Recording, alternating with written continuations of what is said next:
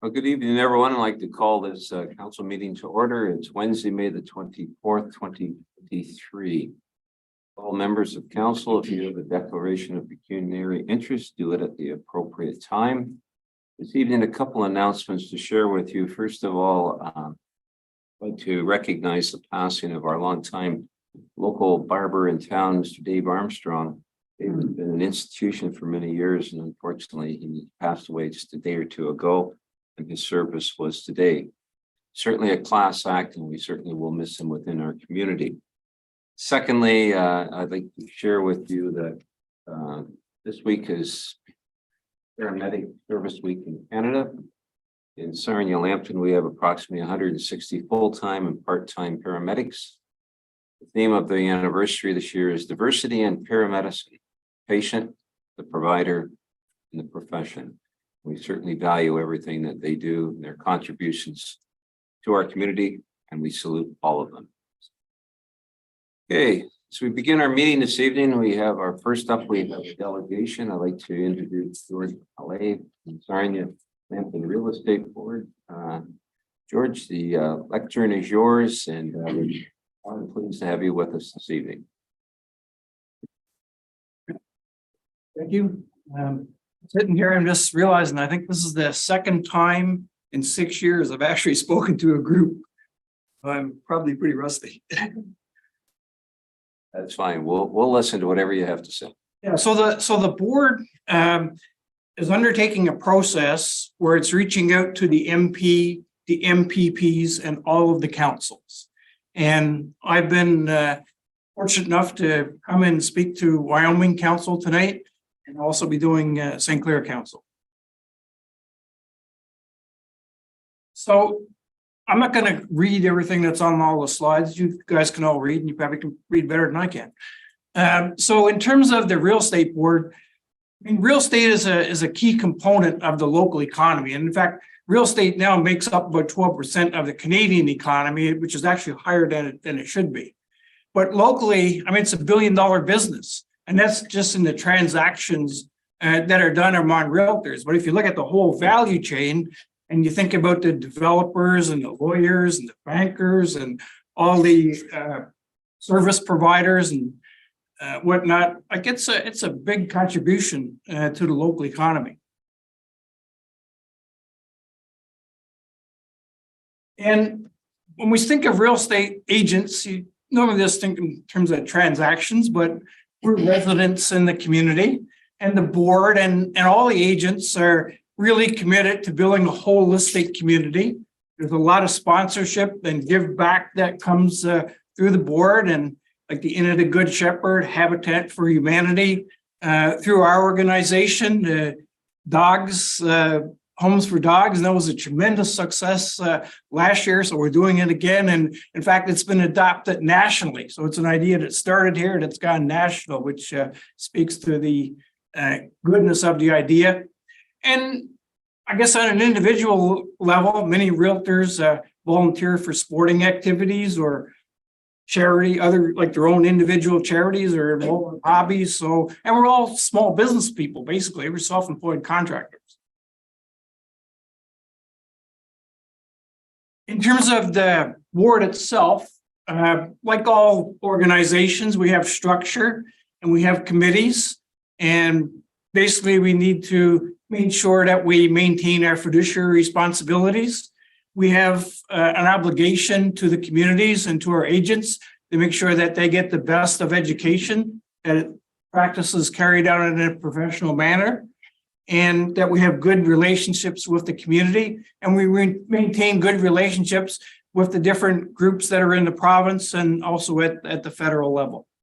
And we take the concerns of our own local municipalities back to the appropriate authorities and parties. And obviously the MLS, making sure MLS functions properly for agents, for buyers and sellers, and the community as a whole. Probably the slide you're most interested in is Plympton-Wyoming real estate. And I have to congratulate you. It's interesting. When I first moved here in 1996, we looked at buying a house on Queen Street, a narrow road. And I moved here from Ottawa, And I was advised not to buy that house because it was too far away from Sarnia. I would have difficulty selling it. And I thought that was absurd. But we did listen to our agent and we bought a property in Sarnia on Blackwell Road. And probably one of the biggest mistakes I've made over the last 10 years was not buying property out in Plympton-Wyoming, particularly along the lake, because you've done an outstanding job in terms of bringing more lots and creating a lot of activity out there. You can see the numbers and you can see that the county average residential price is $530,000. And obviously the new homes sell for more. And that's why the values are so high for Plympton-Wyoming. And I guess, you know, when you watch the news, you'll see a lot of headlines about sales being down 30-40% in Kitchener-Waterloo, GTA. Here it hasn't happened. It's been basically flat, down a little bit, but that's come back. And we're actually in a bit of a buyer's market now where we're starting to see bidding wars and whatnot for housing. And I think our inventories, John probably knows this better than me because he does I only do commercial industrial. I think it's about 2 months of inventory. So it's going to be next month or two should be fairly buoyant market.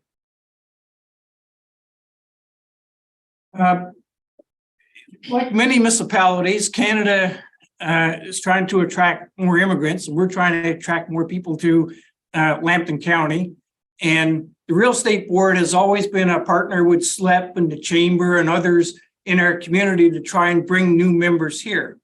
And one of the things that the board volunteered to do a few years ago was track where those people were coming from and what they were coming here for. Were they coming here to retire, to work, or for other purposes? And I went through the stats that the board's compiled today. These are for 2022. So what that means is that there were 50 people identified that they were coming here for work. And so you'd probably have a man or a woman, and then you'd have 2 or 3 kids. So that's where you get the 122 new residents and the 50 entries. And there was 118 entries and 268 new residents. So that would be people that didn't specifically identify for work or retirement. So, you know, it could be people who are married someone, or they could have got a job transfer, or a lot of students coming to Lambton College. Sickness, some people have moved here and written health as a reason for coming here. And then retirement. I mean, we have the lake here, we got great weather, so we've always been a place for retirees. And I guess the other thing I should point out is that these are kind of estimates, but they don't reflect the total number of people coming to our community. They're just a snapshot in terms of the numbers that agents are able to take when they're coming here. And, you know, some of those forms are completely filled out and sometimes they're not filled out at all. So it's just a snapshot, but I'd say for the most part, it's a positive snapshot. I'm on the Government Relations Committee, and I guess it's no surprise as to what are the key issues that we're working on: housing affordability, consumer protection, and climate change. And when we think about those things, there's national implications, there's provincial implications, and there's local implications. And those, there's differences depending on the geography and the different populations and the demographics of those populations in different areas. And we have to be cognizant of that. So CREA, or the Real Estate Board, local Real Estate Board, works closely with CREA, the Canadian Real Estate Association, and with AREA, the Ontario Real Estate Association, to work on policy. So CREA has proposed a national roundtable on housing, and to make this permanent and to bring together the key people within the federal government, from the provinces, and also municipal representation, along with developers and other groups that are involved in subsidized housing, representation from First Nations, and to identify what types of housing is needed in different parts of the country, and what populations need that housing, and to work on setting targets. And then also, people do things differently in different places. So to also try to identify what are the best practices across the country in terms of housing development. And that can be on the development side as well as the process side. And then how do you take that information and tie it around infrastructure? So having infrastructure agreements tied to where development is happening, where population growth is happening, and tying in so that you can have roads or funding for roads, sewers, telecommunications infrastructure as part of that. And then the other part of that is the whole focus around development approval process. You go to some places and a site plan agreement is that thick. Other places is that thick. So trying to get some continuity, trying to reduce some of the NIMBYism and get more standardizations, but also realizing that each place is unique. The culture in each place is unique. So you also have to cater to local. Just one size fits all doesn't necessarily work either. And then this whole repurposing of existing and used commercial and institutional space. And perhaps the most prevalent example of that is office space in large cities. I mean, my son works in downtown Toronto. I think he goes in like 3 days a week now. I was downtown Toronto about 2 weeks ago, and I could see the difference in intensity of people in the street and the traffic. And that wasn't on a Monday or Friday. That was midweek when you would expect to see significant activity. But I could notice, because I've been in Toronto many, many times in the past of my jobs, and I could see that difference in intensity. But the big challenge is how do you convert those used properties? And often that requires changes in building codes and in planning processes to enable to do that. And then the third thing is the review of financialization of the housing industry. And what do we mean by that? I know when I bought my first house, I'm sure when my parents bought their first house, they bought the house as a place to live. But really, housing now has largely become an investment as much as a place to live. And that's being driven by the liquidity that's been created in the system, the securitization of products within the financial industry, the online processes where now it's much easier to trade housing as it is other types of commodities. So housing has almost become commoditized to some extent. And there's a need to reduce that, because the right to have a place to live is a bit like water. I mean, it's a basic human right, and we need to find a way to make housing more affordable. And we all need to play a role in doing that. The province of Ontario recently, I think, passed or is implementing Bill 97. I'm sure you guys are all familiar with that because it involves major legislative changes with the Planning Act, Development Charges Act, the Municipal Act, the Landlord and Tenant Act. Many pieces of legislation are impacted by that. The province has a big goal in terms of the number of houses they want to build by 2030. I don't know, we'll see. And then this whole notion of prioritizing rent-to-own programs. For many young people, particularly, it's really hard to get a deposit, to save up enough money for a deposit. And there's this notion of, you can put down a small deposit and you rent the place and you buy a property at a fixed, guaranteed for a fixed price, say 5 years down the road.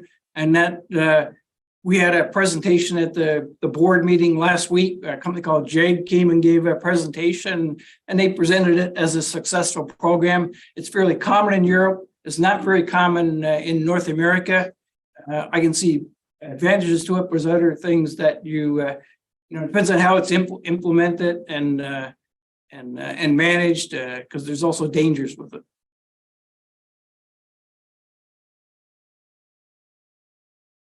I can't. What's the headline there? Climate change. Climate change. Okay, I can't see what's coming up. I couldn't guess.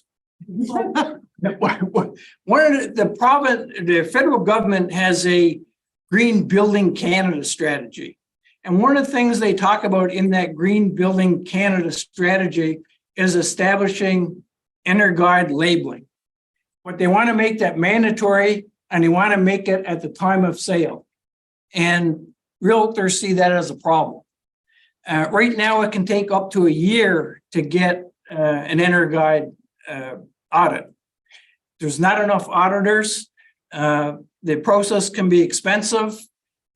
So, you know, if you have people going through a real estate process and they need to sell because their job or their divorce or sickness or whatever, they don't need that hassle and they don't need that cost.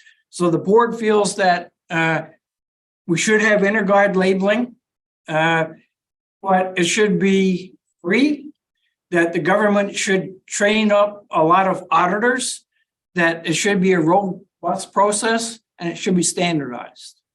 And find a way to implement it in that way. And that would encourage more Canadians to become involved and help us towards meeting our climate change goals.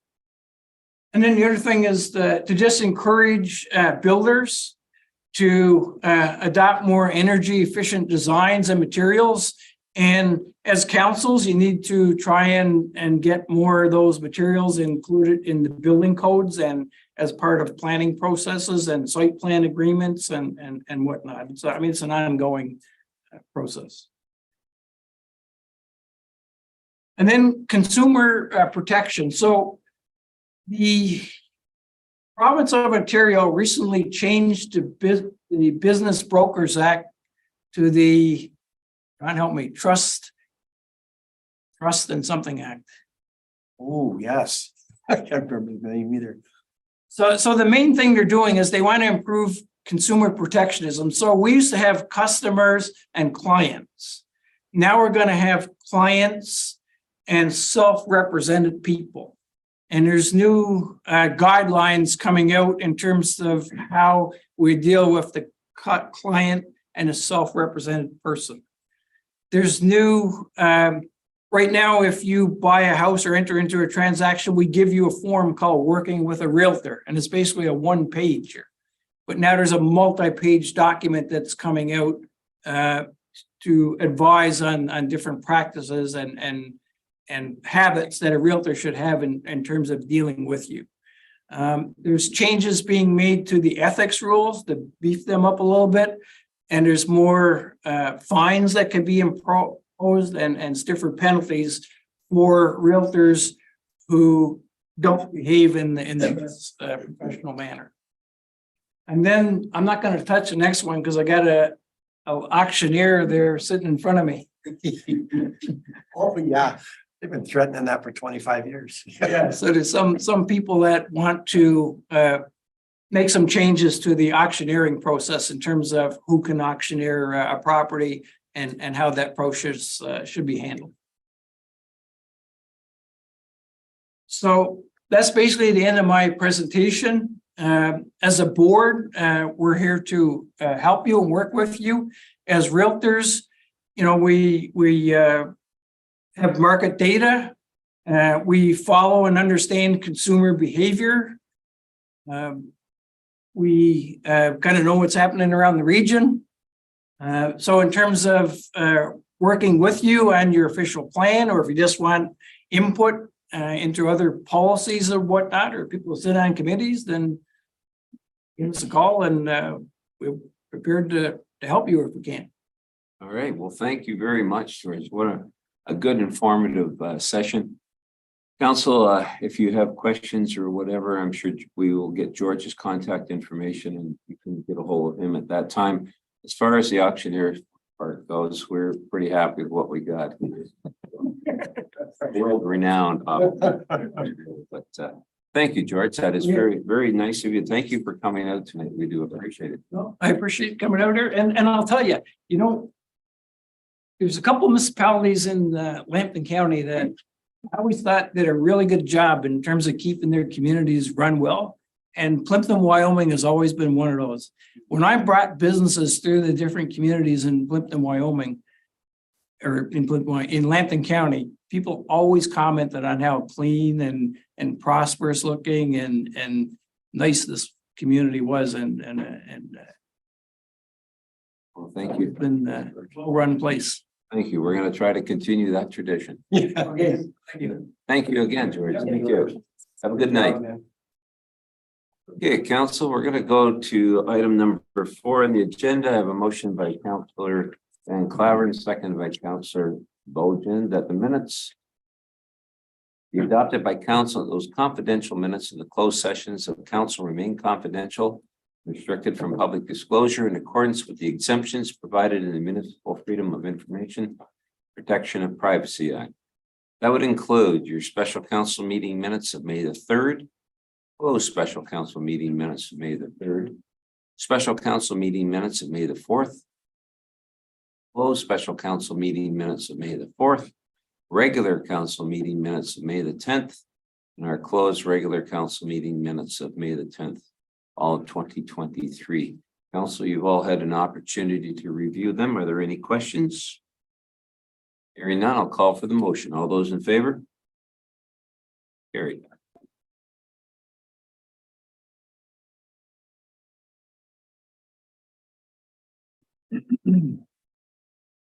Okay, we're going to go to item number 5.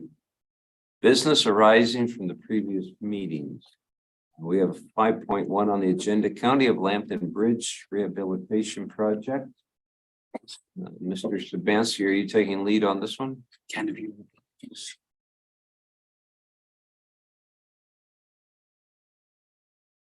So as per the direction of council, I was asked to look into a number of items in regards to the intersection of Douglas Line and Oil Heritage Drive, or Oil Heritage Road. One of those items was the layout of the existing traffic control measures.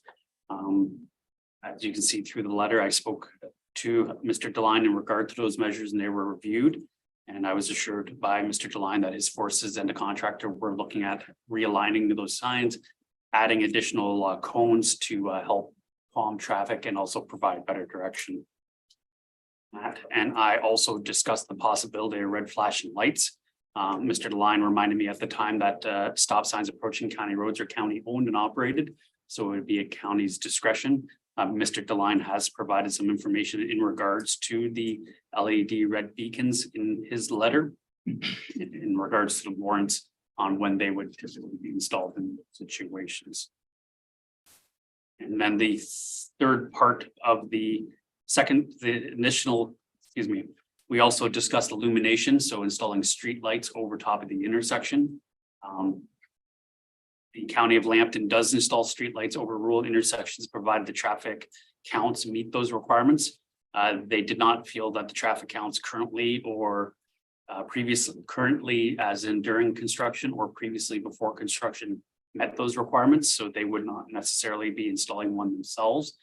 They did outline the possibility of having the town install one. However, it should be noted that installing a streetlight at that location will be physically challenging due to the steepness of the embankment of the road in that area.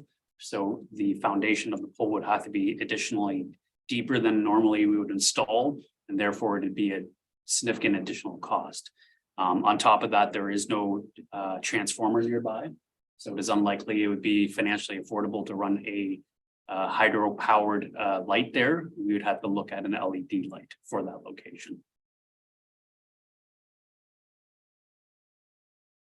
All right, any questions? All right, thank you. Thank you for the quick turnaround on that. That was just at our last meeting. I'm going to go questions or comments. I'm going to go to my left. Councilor Wolvett. Certainly have a question on the light that subject that I brought up. There is a pole right at the corner that the light could be put on, right dead at the corner. Yes, sir. And there is a transformer 2 poles down to the west. Yes, sir. And I know you mentioned the option of a solar, might be cheaper. But once again, that corner needs to be lit up. I don't agree with his traffic comments. Don't agree with it at all. I mean, coming over here today, my goodness, there was a traffic jam coming up that road. Everything's detoured, as you said, to Lakeshore Road. They do have control of every intersection, as he says, is not a municipal intersection. So to me, it is their responsibility to put that light there. And it's a dangerous intersection. Right now with dark intersection, all the extra traffic even makes it more dangerous.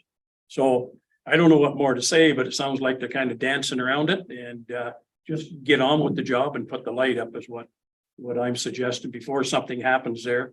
And something has already happened there just in the last 24 hours. If you go look at the railings on that curve, probably took out 30 or 40 or 50 feet of it. So I think it's an important issue. So I mean, I can't say any more about it. It is county, but I don't know what more you can say than what you've already said. Unfortunately, I'm acting as a middleman on this one. If council as a whole feels that whether or not the technical warrants are there, that they want to push to have the county install the light, I would suggest that the council as a whole author a letter to County of Lambton Public Works, making that request that one be installed as soon as reasonably possible. And either address that to Mr. DeLine or County Council, and then let it go through the official processes there. If the town would like to take quicker action, the alternative would be pass a motion to direct myself to receive quotes on installing a street light at that intersection, so that town council can consider doing so at their own cost. Well, I think my comments are going to be, I think my comments have to be, is that this is a county intersection, as stated in his own article. I don't think it should be on to the municipality to have to install that light. It's their detour, it's their bridge, it's their safety issue on Oil Heritage Road and that intersection. So I think a letter to them would be appropriate, but I don't think we should have to come good for that light. It's not our intersection, it's theirs. I don't know what else we can do. Send the letter, and if they turn it down, then it's turned down. Thank you, Councilor Willett. Councilor Van Claveren, anything? I would, thank you, Mr. Mayor. I would agree with Bob that it's probably at the very least worth sending a letter to the county public works, seeing if they can execute that installment. Thank you. Deputy? I don't have any comments. Councilor Rodriguez? Oh. You threw me off. I thought I'm always last. Thank you. Yes, I do have some comments. Although sending a letter probably isn't going to get us anywhere. I mean, they've already preferred to have any interest in this intersection. I would also agree that Councillor Willett, that I don't agree with their traffic counts either, because just by the fact alone, when they did the traffic counts for the bridge closure, they did their traffic counts in the spring and fall, not even during peak season, when you have a tremendous increase in traffic along that road during the summertime. So it wasn't accurate to start with. And that's what they typically use, spring and fall. But we do have quite a bit of traffic, and I'm still very confused as to that whole road closure, because you know, you have a sign at Oil Heritage Road and Lakeshore that says road bridge closed ahead, but nothing's blocking traffic when they're supposed to have their road closures on county roads. And yet they're not even closing Lakeshore at Oil Heritage. They're still allowing through traffic.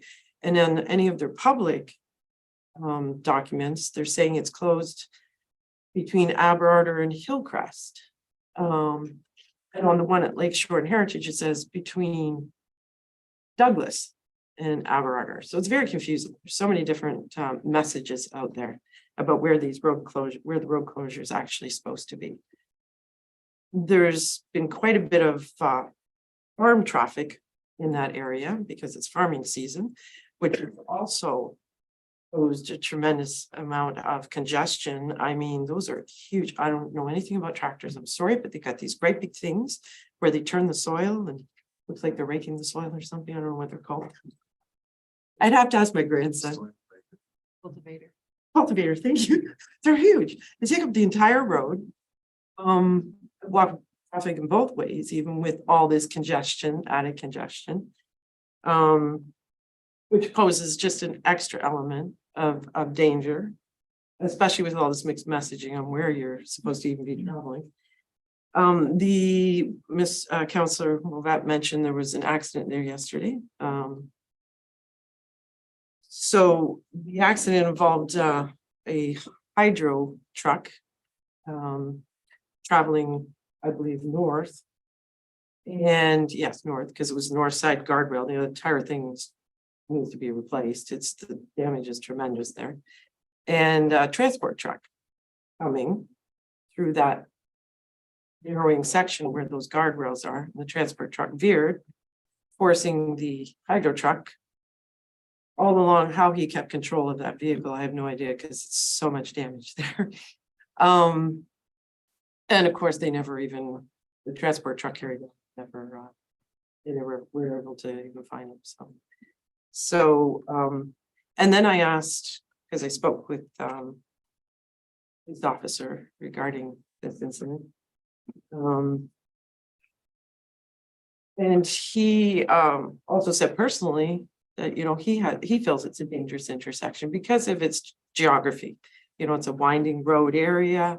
You got up and down, and then Douglas Line, you got up and down. I can't find one person who doesn't believe that this is an area that should have some attention to it. Like, nobody disagrees on that topic. So I really feel, the letter just forcing the issue. I don't know how much it's gonna come to fruition, but we really have to take a stand on this. This intersection should have had some attention years ago, not just now. And this is just amplifying it. And I think we have a duty to do all we can to make sure it's safe. Thank you, Councillor Rodriguez. Councillor Basie? Yes, your worship, thank you. Did we discuss any temporary pipe lighting at all? Like say, after the detour is gone, it's not that busy of an intersection, I don't believe. That's what they're saying. But even like a flashing yellow or something. I personally didn't discuss it. I know they said they were gonna look at their traffic control measures to determine if additional lighting was required.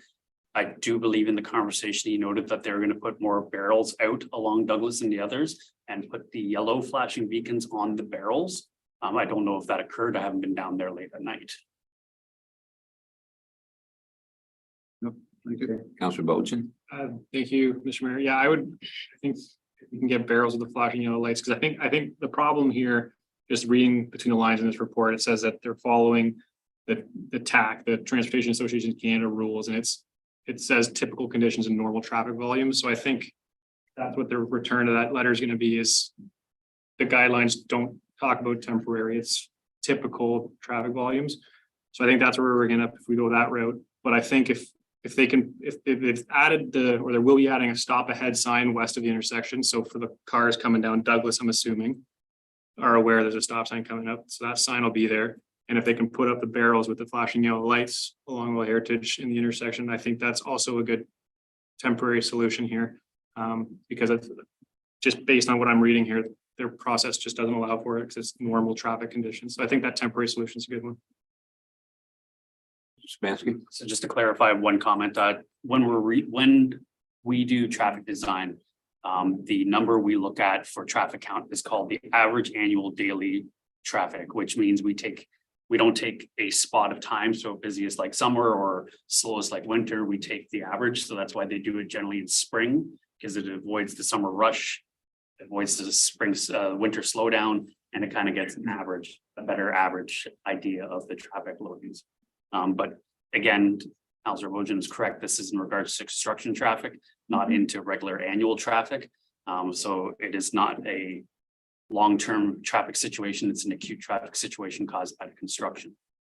So again, it's a county road, it's a county intersection. Our hands are fairly tied, unless council were to direct me to do otherwise. The options seem to be to either author a letter to the county to further push for increased lighting in the intersection and or temporary barricades with temporary lights on them, or install the light ourselves. Mr. Sabansky, did they indicate how long it would take for them to get those barricades up with the flashing lights? Are they looking at doing that yet soon? I thought it would have already occurred. I can follow up with the county tomorrow. I think sooner we get something there, the better. I would agree with you, Mr. Mayor. That is a bad corner. A couple of years back, we had a guy killed there, right at that same corner, hit the guardrail, went across the road down into the ditch and burnt to death in the ditch just a few feet from that intersection. I travel that road every day going over to Forest, and I gotta tell you, that's a bad intersection anyways. Trying to get across there and the Forest up Douglas, extremely dangerous. They come so fast from the left as they come around the curve, the same with the other curve. I'm afraid, well, I'm not gonna say, I don't like using the word safety, but it's a bad intersection, and now it's made a lot worse because of construction. I mean, as far as a light, a solar light, I can't see it costing that much, and it wouldn't hurt at that intersection anyways. Anyway, I don't know where else to go with it. It's county. Are we comfortable encouraging them to get those barricades up sooner than later? Sending notice once it's done, so they're aware. Like Adam and then I can distribute it. Right. If I may say, I do know somebody was taking pictures yesterday. At 7 AM when I was driving through there. I might be in a picture. I don't know. I stopped. Stood in front of the car and waved. So I'm not sure what those pictures were for, whether they were to go back and see where placement could happen, I'm not sure, or if it was a newspaper person, I have no idea, but I do know somebody was there testing to some degree. And then later on that day is when got wiped out. And now there are barriers there because of that. So, Councilor, are we comfortable, as I said, encourage them to get those temporary stuff up sooner than later? And then see where that goes from there, if that helps the situation. Because it sounds, and I understand their situation. They're not, this is a temporary thing. I don't know if they want to spend the money, fortunately. Well, I would agree with Mr. Woven, and from everybody I've heard from. Construction is just amplifying this. This has always been a bad and dangerous corner. And everybody that I've talked to, that's what they're conveying. This is just amplifying something that should have already been done years ago. Maybe that's one of the reasons they changed that speed limit out there. Yeah, going down the hill for sure. So you can get wound up pretty good going down there. Yeah. So we all clear? Okay, I'm sending a letter requesting a light be installed. I know I'm clear that I'm asking that yellow flashing lights and barricades be installed as soon as possible. Past that, am I requesting anything else? Yeah, that's what I wanted to clarify. I think I could be wrong, Council, but I think we want those barricades now and ask them to reconsider putting those lights, a light up there. I really don't know what the harm is. It's their responsibility and make them aware, but again, that they're liable for anything that goes on there. So. You want me to send that directly to the their public works manager? And CC either the general manager or the warden, or how would you like me to handle that? You've been communicating with Mr. Deline, Yes, he's my main contact in this regard. so I think council's okay with it. I would send it to him, copy Mr. Cole. Yeah. Is that okay with everybody? The OPP, he copied the OPP too, so. Okay, Inspector Avery. Petroleum detachment. Yes. Are we comfortable with the point of the petroleum detachment as well? Yeah. For what purpose would we be? FYI. Because he did. Because he did, that's why we are. This letter. Yes, thank you. Did weedy. Yep. Oh, It's yeah. at the bottom, correct? Sure. Good point. I think it's only courteous that we keep everybody informed. And it's showing we're doing some due diligence. Because I think underneath that act they're referring to, I'm assuming traffic counts is just one piece of it. I think geography has an impact, hazards has an impact, so there's gotta be something in there that they can read. You know, look at. You okay with that, Mr. Sabansky? You know, Yes, I think my direction is clear now. Thank you. council's good. Thank you for that report. All right, it's 5.1. Let's go to anything under accounts, clerk. Nothing. This time. Okay, I would just remind council that we do have a drainage meeting actually at 6 o'clock, but we'll keep things moving until then. I'm going to go to 7.1 on the agenda, moved by Councillor Basie, seconded by Councillor Rodriguez, that the report by Elizabeth Cummings, Drainage and Engineering Coordinator, dated May the 15th, 2023, regarding a petition for drainage works by owners of 4030 London Line, Lot 11, Concession 5, be received. And the council accepts the petition as filed on May the 12th, 2023, and the council appoints R. Dobbin Engineering Incorporated to make an examination of the area requiring drainage and prepare a report on the matter in conjunction with the petition for 4032 London Line. Council, we talked about this last meeting. Is there anything further on it? Hearing none, I'll call for the vote. All those in favor? Carried.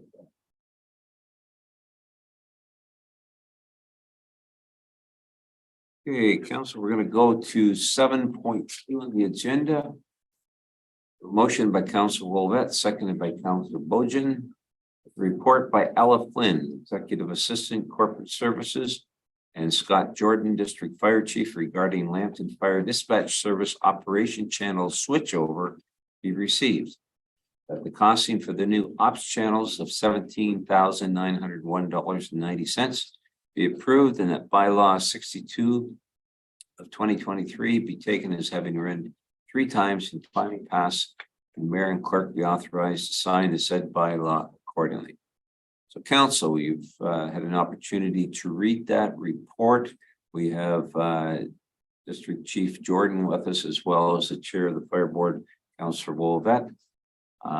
Is there any questions or anything you'd like to ask? Councilor Bojan? Thank you, Worship. I just have a question in terms of the finding the money. Does staff know, or Chief Jordan know, if the restoration project started yet on that budget item that was in for the fire budget for the Wyoming pumper?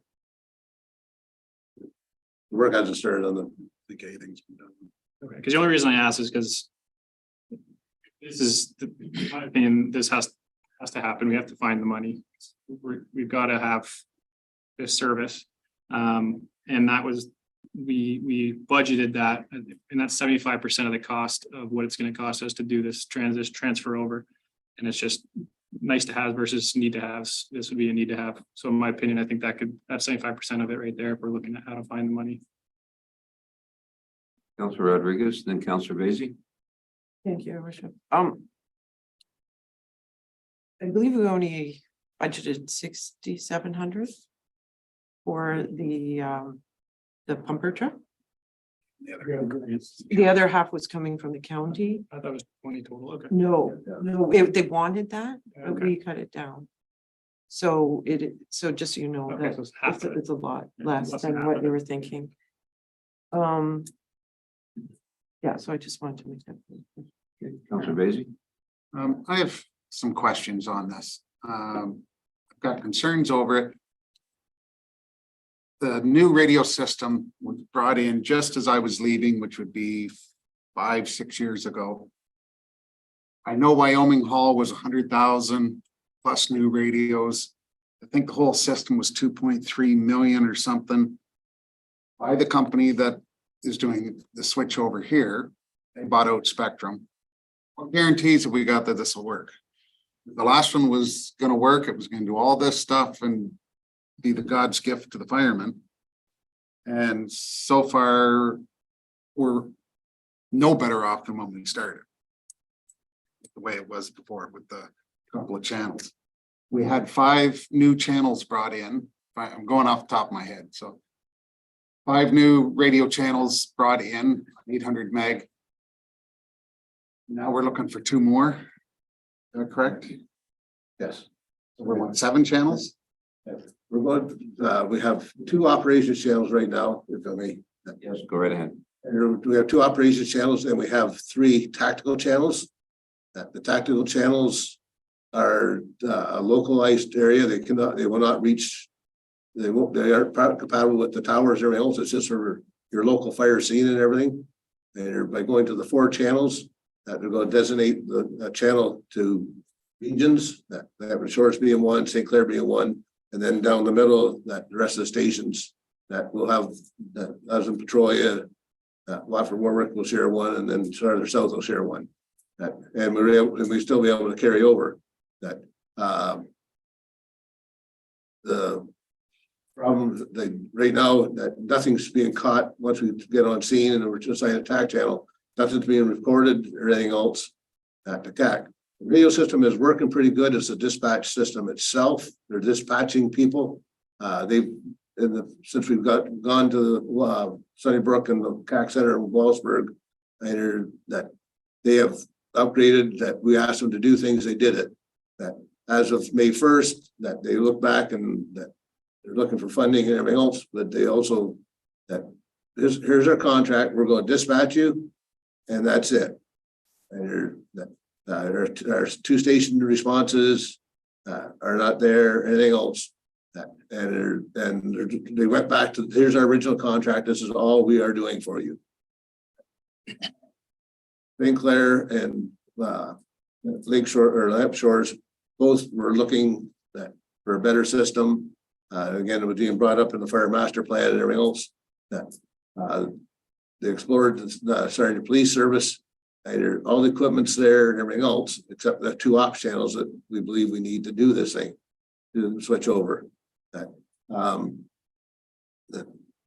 The reporting that every time something goes on there on the radio, it's recorded onto a spreadsheet and everything else. So we're getting all reporting, trucks on scene, agent applied, anything we say on the radio is being recorded. That was supposed to be done before, No, it wasn't. through the repeaters in the trucks. Only on the operations channel, not on the tax. When the system was set up, it was supposed to be that Graham Bend could talk to anyone in the county On that ops channel. the ops channel, yes. Once we get on scene, we're assigned a TAC channel to work on. Which is totally against why we put the system in. Yeah. That's all my concern is that we're throwing more money at this thing. It's still not working. I understand 100% need it. Yeah. Worked through it. I know exactly what's going on with it. What guarantees have we got that this is gonna work? The last contract we saw, there was no guarantee in it. Cost us a couple $1,000,000 and it still doesn't work. And there's got to be some kind of reliability in there. Onus on somebody that other than us forking money out all the time. But I understand, like I say, I know the need. Yeah. It's not my argument. We're not leaving because of the radio system itself. It's a dispatch center itself is why we want to change. Yeah. And like I said, I started there, we were with Sarnia Police, so. That part doesn't bother me, but it is $30,000 a year more than what we're paying. Yeah, but it's just, this is a one-time cost. I thought I read somewhere that And yes, it is. What cost is more for dispatch, but if we tried to get that through Wallaceburg, we're going to be paying that same amount anyway, so. Through Sunnybrook Hospital, we actually buy the service room. Upgrade of the system on an annually basis, but the $18,000 is a one-time upgrade of radios and everything else. Councilor Rodriguez. Thank you, Your Worship, if you're okay. Go ahead. I just want to speak to the cost, that you're seeing costs in the one-time fee here. Technology changes, unfortunately, I deal with it every single day. As soon as you get 3G up, they're already working on sunsetting it, and then you're at 4G and now 5G, and that costs millions of dollars with lots of infrastructure. Unfortunately, every day it's a problem. But speaking to the cost that we need to find the money on this, in my opinion, majority of it's going to pay for itself. What Captain Jordan Chief Jordan, didn't mention is, by going here and switching, first of all, it's cohesiveness because all Lambton County is doing the same thing. But second of all, what he's speaking to with it automatically recording everything off the tactical, the right wording, that inputs automatically into the FirePro software that we're currently using, which saves a ton of administration time inputting those, it all uploads. Has the capability of uploading. Has capability. Yes, has the capability, Won't which, be automatic. No, well, but could be. yeah, The only stopping point, if I understand correctly right now, is getting on iCloud or a network to allow that to happen automatically. So there, it does pay for itself. No, I Its don't- initial cost, I believe. Unless I'm out to lunch, worship. yes. The ability to go into FirePro doesn't mean they're gonna download every night and put all the calls in FirePro for you. Their Chief Jordan can call and say, I had a fire last night, I need the recordings. They will make you, back in my day, it was a disc. Now it'll be a WAV file. And their system now, like Point Edward's on it right now and everything else there, that. After a call is over with everything else, that Point Edward is set. All that information, they don't have to request it, they get an email. That with right now, because I don't think Point Edward's using FirePro. But they end up. I have a sheet here. Did have somewhere.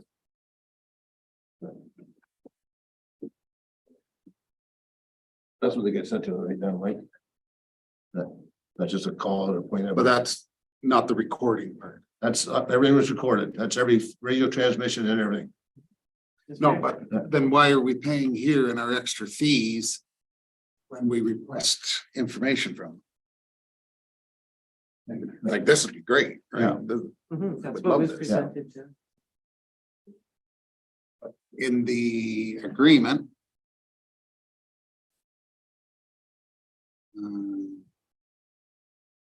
Somewhere it's got where you're requesting information and whatnot, they will download it and it's gonna cost you so much per. For everything. Which is the way it was before as well. Right, which is the way it was before, but now you're taking the manual labor and doing it electronically. So the cost But of it's that not versus costing us the, now. I understand, but the cost of that versus the cost of manual labor, what is that difference? Right? That's the question, I guess, really. Councilor Bojan? I can go after. I know Council Wolf had something because I'm kind of off topic. So if he's got someone on here. Go ahead, it's a good conversation. I mean, it's like the chief said, there, it looks like all of Lambton County will end up in this system anyways. Certainly will reduce the use of two radios on scene. Same time, your incident commanders carrying two radios. Have to switch from one radio to next to communicate. That will be eliminated. You'll be able to switch channels in one radio. You only use one radio, so we won't need two of them. And like you say, it looks like all municipalities will be on this eventually. Mike raises a good point about the costs here, the extra fee. Not sure. I'm looking at trying to figure that on attachment B here, but it just looks like it's wide open too. They can do over the first of each year, they can determine the extra costs are going to be. But what we were told at the last fire board meeting is that basically this should end up cost neutral because of the things that Kristen mentioned and several other things that if we stick with Wallaceburg, our fees for them to do multiple dispatches would increase our costs anyways. They're no longer including that in the existing contract. So the way it was explained to us at the fire board is that it should turn out pretty well cost neutral, other than this initial cost. Now, you know, getting back to some of the things that Mike talked about on money spent on the existing system in the towers. I mean, that has been a thorn in our side since that thing come about. And there's hardly a fire board meeting goes on where we don't. Certainly I question, is it working? Is it getting to the outskirts of the county like before they couldn't talk to certain areas and outskirts of the county? I'm being assured that working just fine. The past chief there, Mr. Thompson, several times at different meetings, made the statement that no, not an issue with it, even though we were getting complaints from some of the firemen over it. Mr. Thompson and the district chief said it seems to be working okay. So to me, I guess what I size is that this is boiling down to dispatch out of Sarnia. I'm gonna make it simpler. We continue to use Fire Pro, which I'm not sure we are we, chief? Continue to use it because there was talk about doing away with Fire Pro there during the master plan. So I don't know where that is right now. Kind of up in the air. Yeah, I'm kind of talking with county right now. And see where we go. I know we were looking at it last year for implementation, possibly this year, this fall. That, again, I'm not used to use Fire Pro, but I know not against a new system, but if we can find something that the county is acceptable with for upgrades and everything else that are owing to us and everything else, it'd be great. So it's a matter of getting, you have to actually have a meeting and sit face to face instead of sending emails and.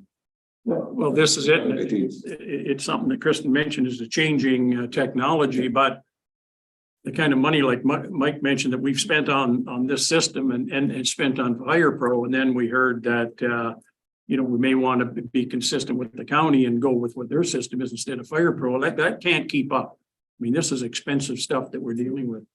But in this case here, everything I heard, we don't have a whole lot of choice here, other than if you want to stick with Wallaceburg, you're going to pay the extra costs anyways, because they're no longer going to do all that extra dispatch for nothing. So that's the bottom line. We don't have the money in the fire budget. We don't have it. Obviously, we're in the middle of budget year here. There's probably places they can figure out to get the money. We really got a great treasurer here. And as far as money that we're going to allocate to the restoration of that truck, that's not a bad idea. Even if it's only $6,700, use it. That truck is not going to get done this year for sure. But I don't even know if that can be done because Norma, that's something separate. But it'll be up to council to allocate this money and find out where it's going to come from because we don't have it. Yeah, thank you, Worship. Yeah, because I forgot we got that grant for the other half. So 6,700 is what we have for what we put. And I know in the draft budget, I was just trying to pull it up right now to refresh my memory. In the draft budget, I know there was 18,000 to investigate moving dispatch. Refresh my memory. Have we spent that already, or is that part of this cost? That's what it was for. So we've got Look, maybe when we're on the break, drains are on. 18,000 budgeted to investigate moving dispatch services. That's a good point. I think we already have it. I think, council, what we're going to do, we're 2 minutes out from our drainage meeting. So what I'm going to do, we're going to table this, we'll come back after that. Maybe it'll give staff some time to come up with those figures.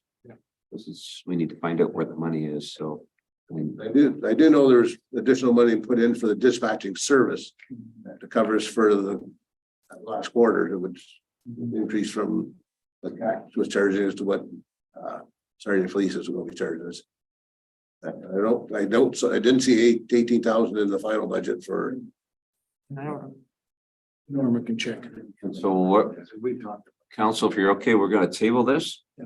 We'll kick it back up once we come back in after the drainage. So we have 2 minutes till drainage. So Councillor Van Claveren, I'm going to turn it over to you. Start at 6 o'clock. I know we have Ms. Cummings joining us virtually.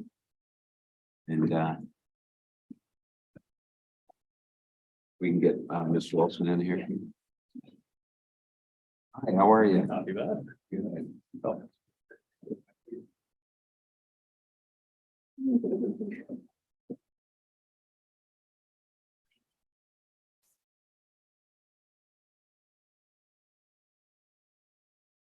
Nick.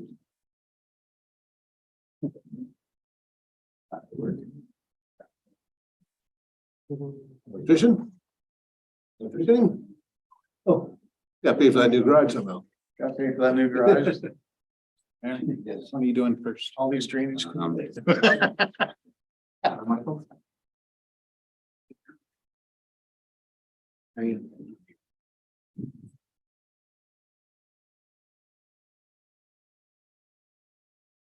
So before we begin, I want to turn it over to Councillor Van Claveren, Chair of the Drainage Committee, just to remind everybody that we are recording, are live, and the minutes of the meeting will be recorded the next year. So guard yourselves accordingly. Speakers are in the ceiling. It's the green dots that you see up there.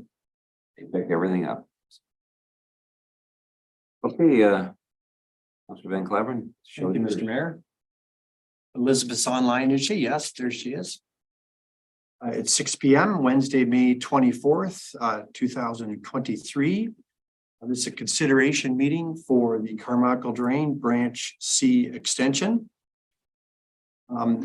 At this point, I'll ask if there's any declaration of pecuniary interest, or if there is, if you could state that at the appropriate time. The purpose of this consideration meeting is to discuss the proposed works and technical aspects of the drainage report dated April 18th, 2023, for the Carmichael Drain Branch C extension. If there are assessment concerns, these will be addressed at the Court of Revision. Allow me a brief moment to introduce everyone. I'm John Van Claveren, Chair of the Drainage Committee. Out to my right, we have Mayor Gary Atkinson, Deputy Mayor Eddie McEwen. My left, Councillor Bob Wolvette, Councillor Alex Bojan across the way. Next to him is Mike Facey, Councillor Kristen Rodriguez. Online, we have our Drainage and Engineering Coordinator, Elizabeth Cummings, the Drainage Clerk, who's done a great job here, Jessica Wilson, and of course, to my left, Director of Public Works, Adam Sabansky, and our engineer on this project, pardon me, is Mike Garrett's, M. Garrett's Consulting Incorporated. We'll now ask Mr. Garrett's will provide an update on the status of the engineer's report. Go ahead, Mike. Through the chair and to council. So this report was prepared under Section 4 of the Drainage Act as per the request of an affected landowner. Scope of work includes incorporating the constructed storm sewer along the trail's edge development into the Carmichael Drain Branch C extension. Prepare a schedule of assessment and a schedule of maintenance for the drains. The existing addition, so the developer put this concrete tile in as part of his servicing his lots, and then he wanted to incorporate it into a drain. So this drain is bringing that report into or that storm sewer into a drain report. The design was done by BM Ross. It was for the 2-year design storm, which is standard for a municipal storm sewer. There's been an estimate of cost in the amount of $9,034, which includes engineering fees and site visits and inspections while they were constructing it. Again, that doesn't include the physical construction of the drain. So 97.5% of this drain was assessed to the landowner, the developer, onto the 4 lots, and the remaining 2 lots are currently not owned by the developer. So that was, I don't know if their landowners are here, but the developer probably talked to them about picking up those costs. That was what we had talked about in the previous meetings. We do have allowances on this drain. There's an allowance 29 for the land across the frontage of the yards. And then there's also a section 31 allowance, which is very small. It's $1 per property. But that's just to acknowledge that we're buying the actual drain that was installed. The report has a maintenance schedule, construction specifications, and a plan and profile. And I'm available to answer any questions on the drain report. Has there been any questions come in from email or? There's no written correspondence project. Okay, thank you. Anybody on the floor, any guests here this evening have any questions? Is the drain already built? It is, yeah. It's the concrete storm sewer in the front, so you'll have catch basins there in front of the houses. Not every house, but there's certainly a catch basin when you get closer to the school. You can see it there. I could look at the drawing. I don't know if you have one in front of your house, but there could be catch basins in the front yards. If there's not, then there'll be a tile that's going just across the front of the yards. It outlets into the roadside ditch on Fleming. Okay, so the work's already done. It's already done, yeah. Mr. Smansky? Through the chair, if I may. So I'd like to make one addition to Mr. Garrett's presentation. Mr. Garrett's may not be privy to the development agreement that we have with the developer. Under the development agreement, section 14C. Prior to the release of the agreement, the developer will be responsible for the request of storm sewer be incorporated in the Drainage Act, which is the reason for Mr. Garrett's report tonight. And will be responsible for all costs associated with the process. So those fees that were not technically addressed to the landowner under the assessment, because Mr. Garrett's is required to assess to landowners, not to necessarily developers. The town, before having the clerk divvy out those costs, would actually bill the developer for the full cost under this agreement adjacent to the act. Any other questions? Thanks, Michael. Right. Next as well. So The report by M. Garrett has been appropriated dated April 18, 2023 regarding the Carmichael Drain Branch C be adopted as presented, and that provisional bylaw number 59 of 2023 be taken as having been read first and second time on this 24th day of May 2023, and the mayor and clerk be authorized to sign bylaw accordingly. It was moved by Bob Wolvett and seconded by Councillor Mike Vasey. All in favor? Here, thank you. And also moved by Nettie McEwen and seconded by Councillor Mike Vasey. Recommend that the consideration meeting for the Carmichael Drain Branch C extension be adjourned. All in favor? Carried.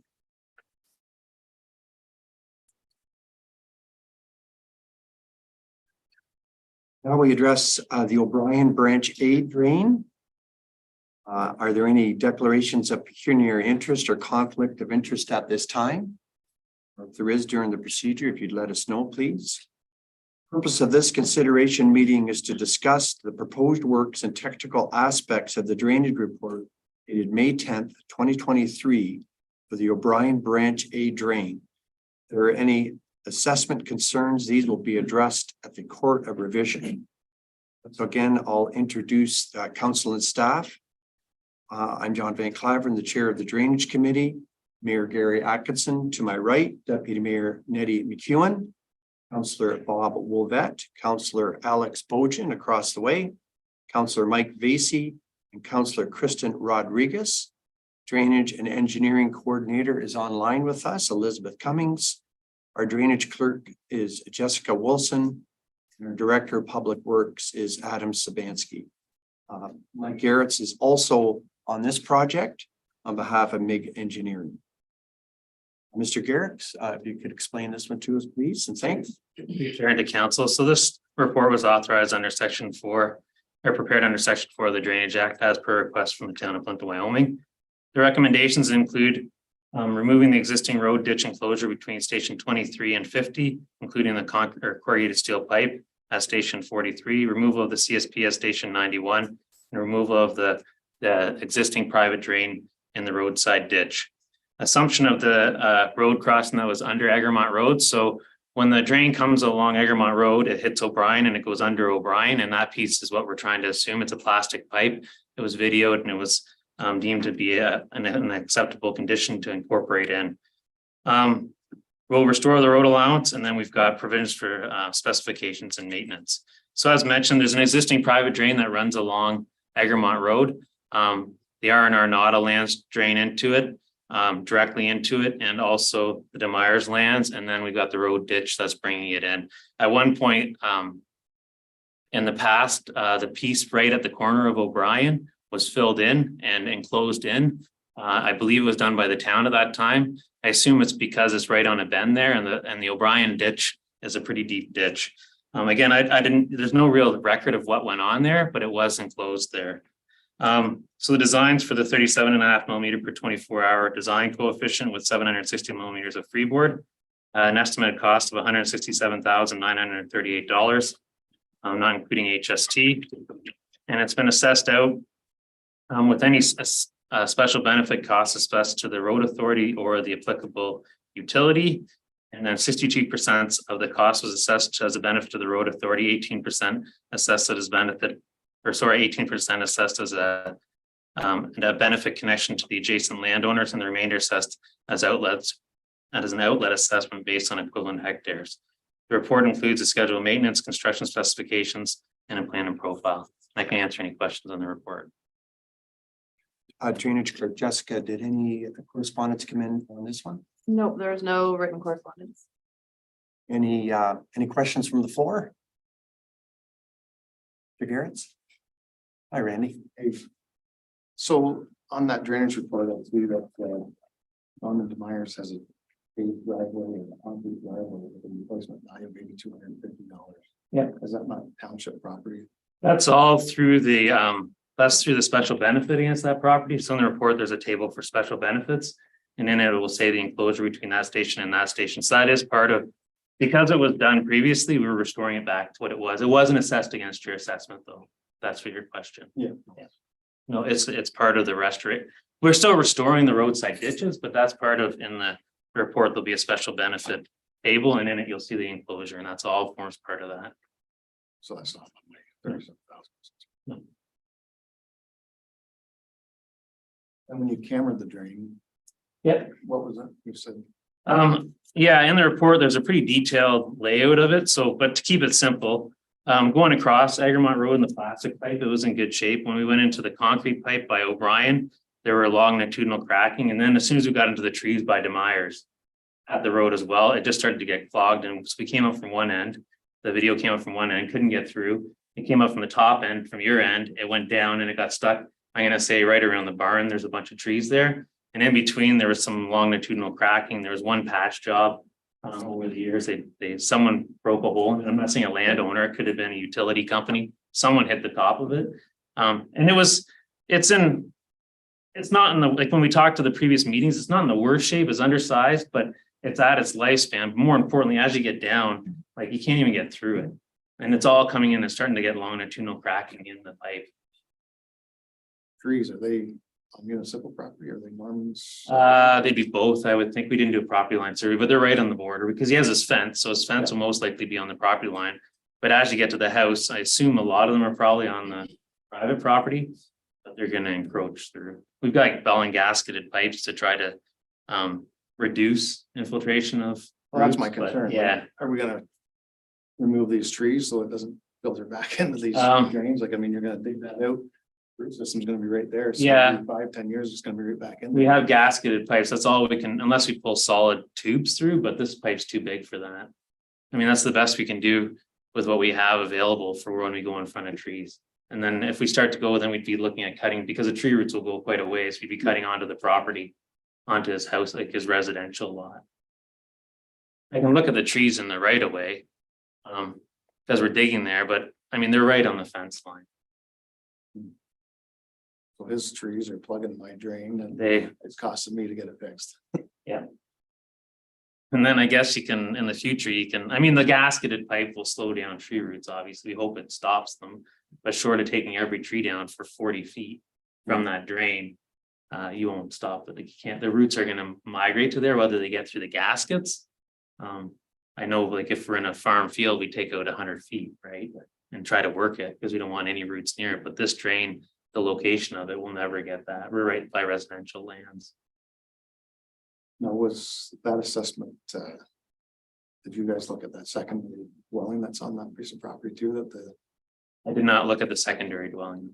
No, I assessed him. He has a benefit. Demeyers has a benefit for tying in because he's got the 4 pipes in there, 4 connections that we videoed. And he's, the rest of his stuff goes, the rest of his water drains into the O'Brien drain on O'Brien Road, right? So I assessed him and what I felt was fair for what he's got. The dwelling, it doesn't, for me, it's not severed. I don't know if he can sever it. I mean, I don't get into whether you can sever No. or not, but it, No, it was just that there's a secondary dwelling there, not primary residence. Usually you get one residence with farm. and then- well, you get it, yeah, like you get an access, but the access is already covered through the restoration, right? We certainly, if there was a secondary dwelling, we wouldn't, like, you'd have to pay 100% of the access over that drain. So, and a closed drain is a bit more complicated because it's going across, he's paying his benefit anyway. But Mr. Demeyer's, for the benefit that he gets out of it, has got a, I know it's not as big as your assessment, but it is a significant assessment. It's an expensive drain. The town's got a significant assessment too. So that's the best I could do on it.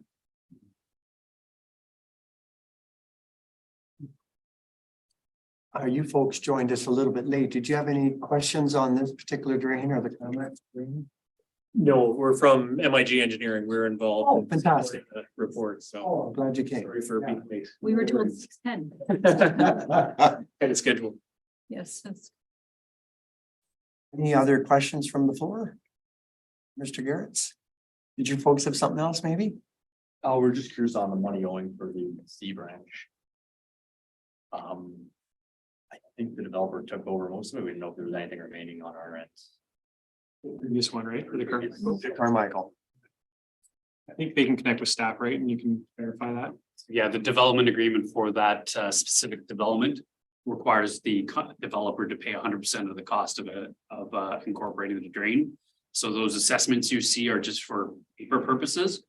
Because Mr. Garrett's can only assess as per the act, but outside the act through the development agreement, we oblige the developer to pay 100% of the cost, including any assessments to existing property owners within that development.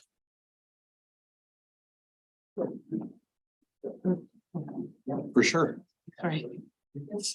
So to clarify on the assessments, that's just for future, what you'd be expected to pay in future maintenance down the road, correct? In both the reports is a maintenance schedule. So in the maintenance schedule, that's like when they work on the drain. So in your case, or in any case, these are closed drains. So we don't expect a lot of maintenance. Usually it's flushing and it's $15 a meter. And then there's in that report, there'll be a schedule of maintenance, and that's what you'd be looking at when in 20 years or whatever they decide to flush the drain. The actual schedule of assessment, which is the larger number, that would be covered off by the developer.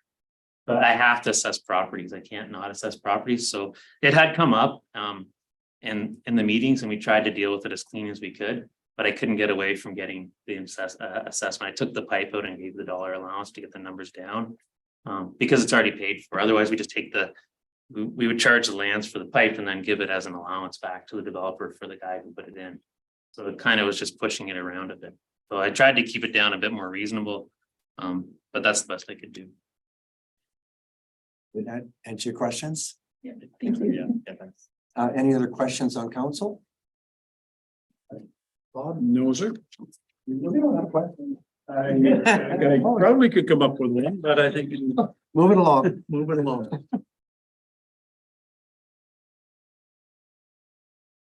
Recommendation that the report by M. Garrett's on behalf of MIG Engineering Limited dated May 10th, 2023 regarding the O'Brien Branch A drain be adopted as presented, and that provisional bylaw number 60 of 2023 be taken as having been read a first and second time on this 24th day of May 2023, and the mayor and clerk be authorized to sign the said bylaw according. All in favor? Carried. Recommendation that the consideration meeting for the O'Brien Branch A drain be adjourned. All in favor? Carried. Thank you, Mr. Garrett, once again. Thank you. Thank you, everybody, for being here.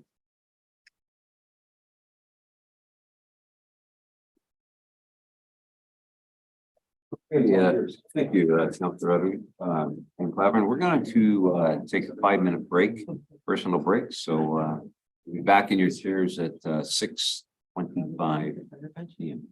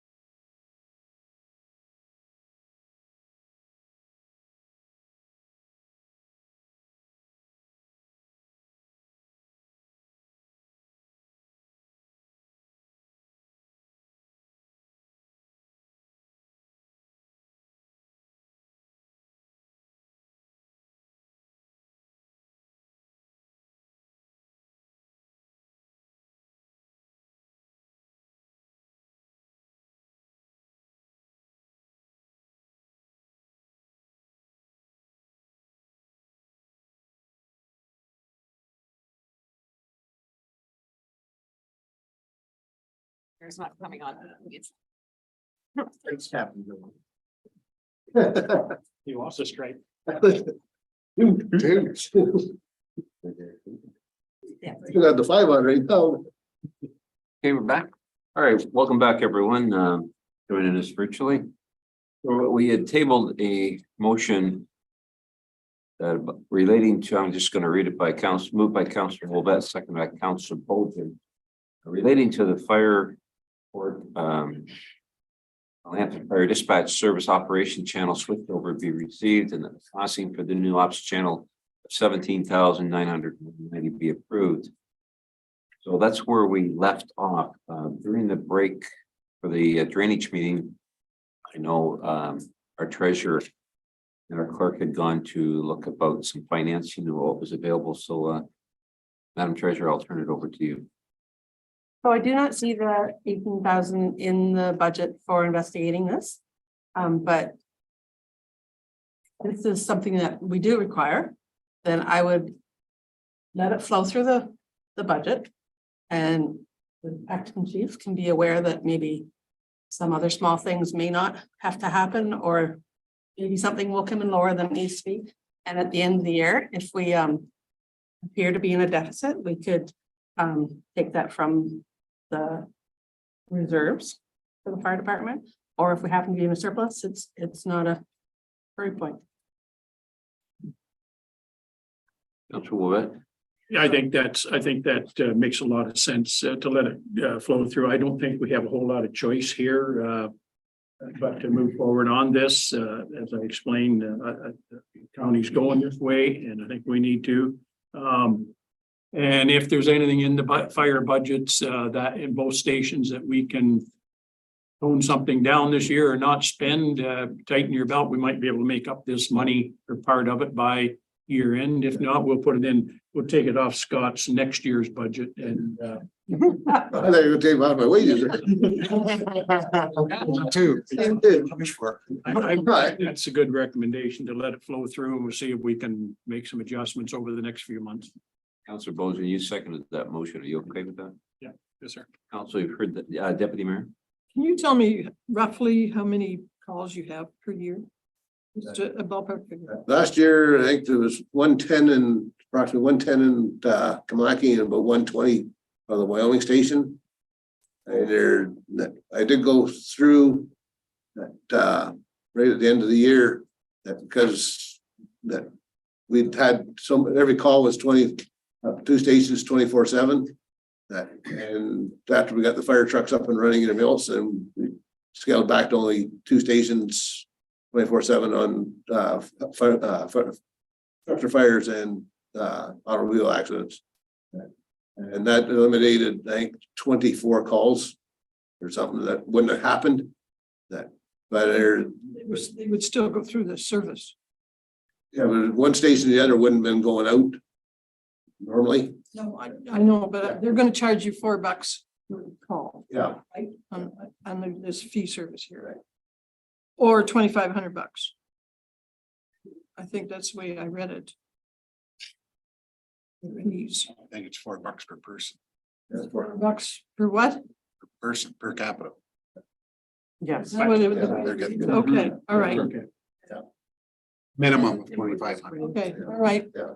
Okay. That's all. Yeah. Thanks. They're just, as you asked about the number of fire calls that Okay. at the end of the quarter, we were still going to put the same numbers as last year, so it's the highest we've ever been, so. Okay, council, we're comfortable with that? Okay, I'm gonna call for the vote. All those in favor? Very good discussion, council, and thank you, staff, for coming up with that information for us. Thank you. Okay, next we have number 8, which is councilor's report. Deputy Mayor, this is yours. Counselor's report. All right, I would start over with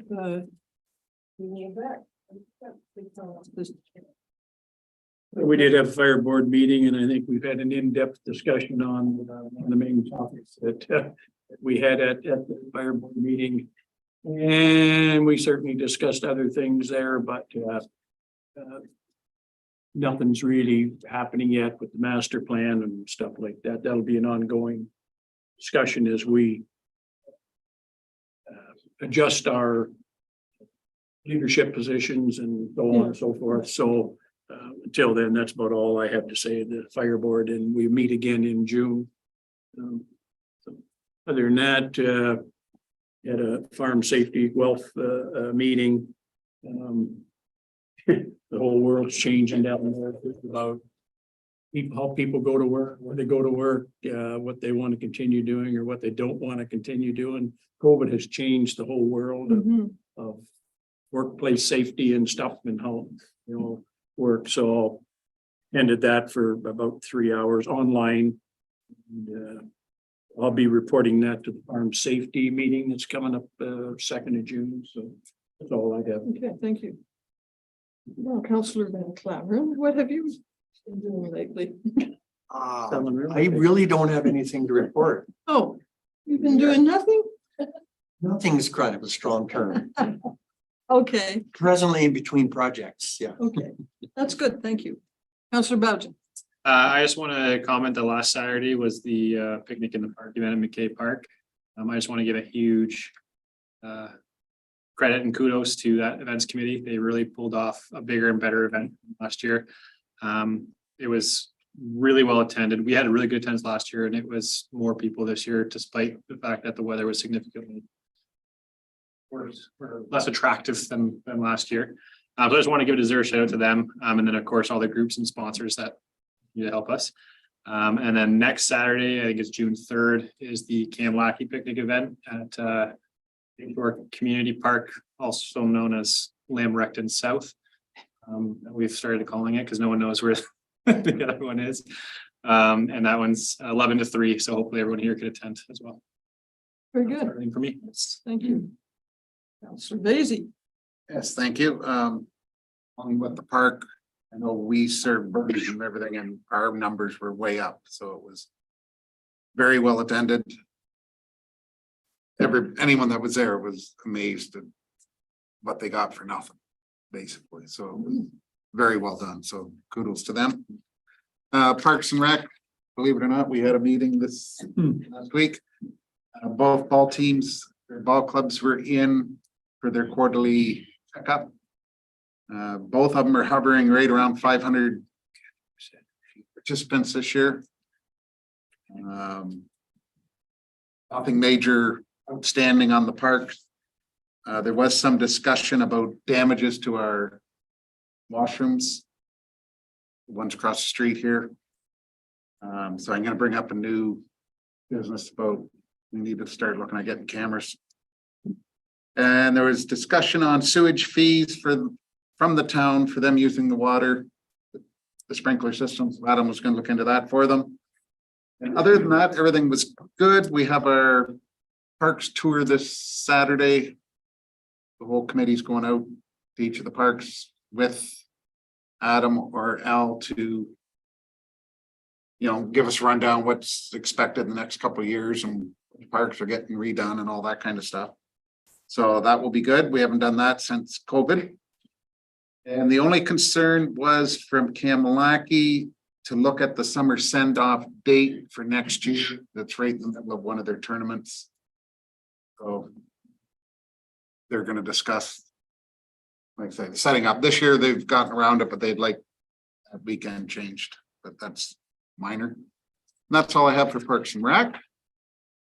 And then I was at the museum meeting. You hear him there, John? Fine. Okay, that's good.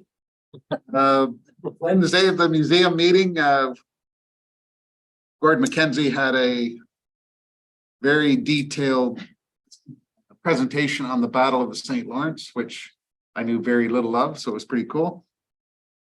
There was 300 and some deaths or something attributed to U-boats being in the St. Lawrence and stuff, which they're very good, very well done. Got a full tour of the place.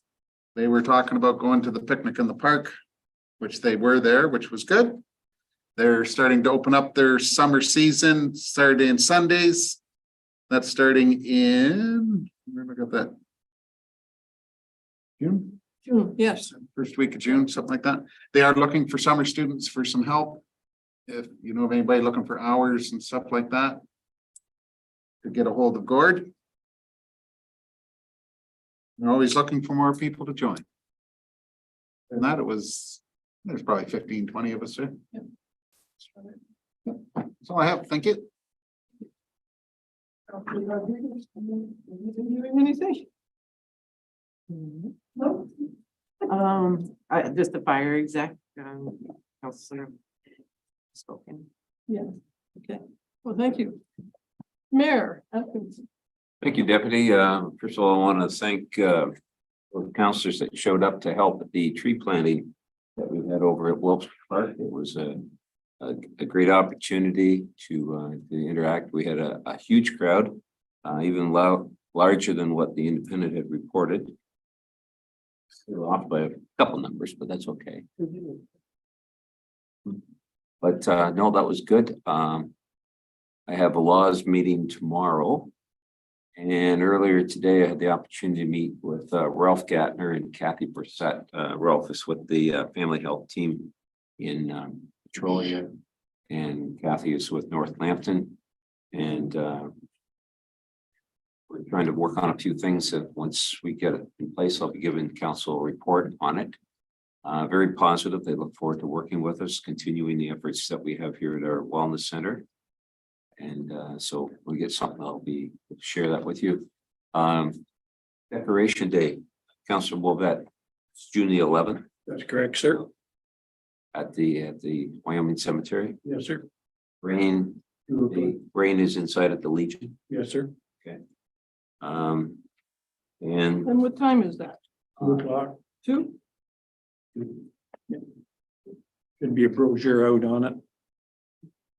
Ella did a fantastic job on that brochure. yes, you did. And summer send off. You understand that you said they want to look at changing the date for next year. For next, that just more communications with the ball guys. This year is in the middle of Wyoming Fair too, so maybe next year we can have a better date. So that's all that I have, Deputy. Thank Thank you. you, thank you. And I'm gonna get my report now, Okay, if that's all right. I attended the mayor's luncheon for community living Sarnia Lambton, and that's why I've left a little pamphlet in front of you. If you want to read it, fine. If you don't, just leave it here, please, and then maybe collect them and put them out front then. And I just thought it was pretty informative. We had a great lunch and a special presentation by Debbie Lockery Wessel, who authored this book, which is a new friend at school, and it talks about, well, it was written to help children. And to understand, accept, and interact with other children with autism and learning disabilities. And let me tell you, I read it. It's not only for children. You can learn something from it. We're very fortunate to have an agency such as this that promotes inclusion for people with developmental disabilities. I found quite emotional. Like this guy, this lady who spoke, she has a brother with autism, and I've seen him years ago at the Goodwill store as a greeter. And I thought, gee, I know him. And he introduced his sister, which was amazing. He also said the blessing prior to our lunch. I don't know. It was a great day. Thanks for letting me go. So, yeah, so that's not all I did, this month. Actually, Councillor Vasey, he's reported about the museum and which I attended those things also. And they're really working hard to try and make that place go, What else was there to talk about? Oh, the tree planting. You forgot the tree planting out at Mia and Cooper. that's correct. I did forget. And that was, they planted a bunch of trees. Looks really nice out there. And that I think that stormwater management pond, which is going to double as a park, is going to look just super. It's got a trail around it and everything. And Webster Park, I was amazed. I couldn't believe the number of people that were out there that came to help and plant and brought these kids carrying shovels bigger than they were, you know, it was, it was sort of cute. That's about all I've got to report now. Other than that, I've been doing nothing. I wish. I don't believe that, but thank you very much. Okay. Thank you, Deputy. Oh, Bob still wants to say something. Sorry, I forgot to mention that tomorrow is a cemetery tour day.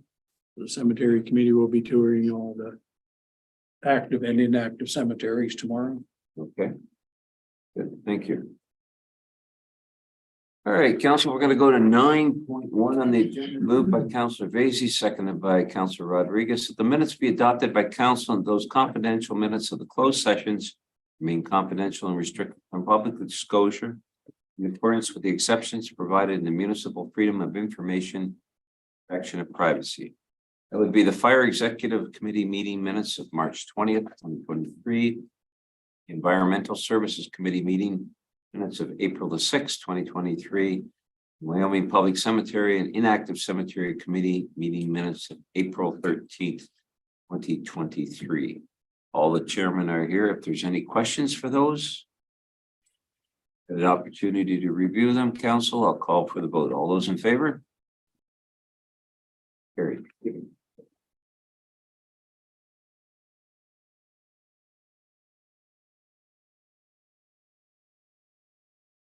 Okay, we're gonna go to item 10.1. It's the bylaw 41 of 2023 relating to the Parker Creek drain. Moved by Deputy Mayor McEwen, seconded by Councillor Van Claveren, that bylaw 41 of 2023, the Parker Creek drain being a bylaw to provide for drainage works in the town of Plympton-Wyoming, the county of Lambton being taken as having been read a third time and finally passed on this 24th day of May 2023, that the mayor and the clerk be authorized to sign the said bylaw accordingly. Any questions on the motion? All those in favor? Good.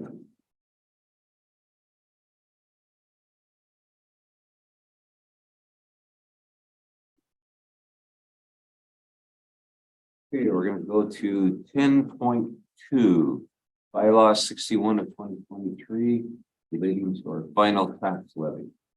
Moved by Councillor Van Claveren, seconded by Councillor Vacy. Bylaw 61 of 2023 being a bylaw to provide for a final tax levy for the year 2023 for properties in residential, farm class, multi-residential, new multi-residential, commercial, farmlands class, pipeline class, industrial, landfill, and managed forest class, and to provide for the payment of taxes to provide for penalty and interest of 1.25% per month.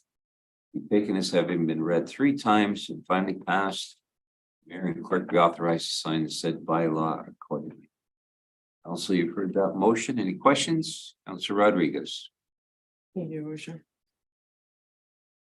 I don't have questions or concerns on passing the motion. I just had questions in general, but do we have anybody to represent those questions, or should I do it? Our treasurer here. Should I do it in an email? Like, I guess for me, probably the least understanding here.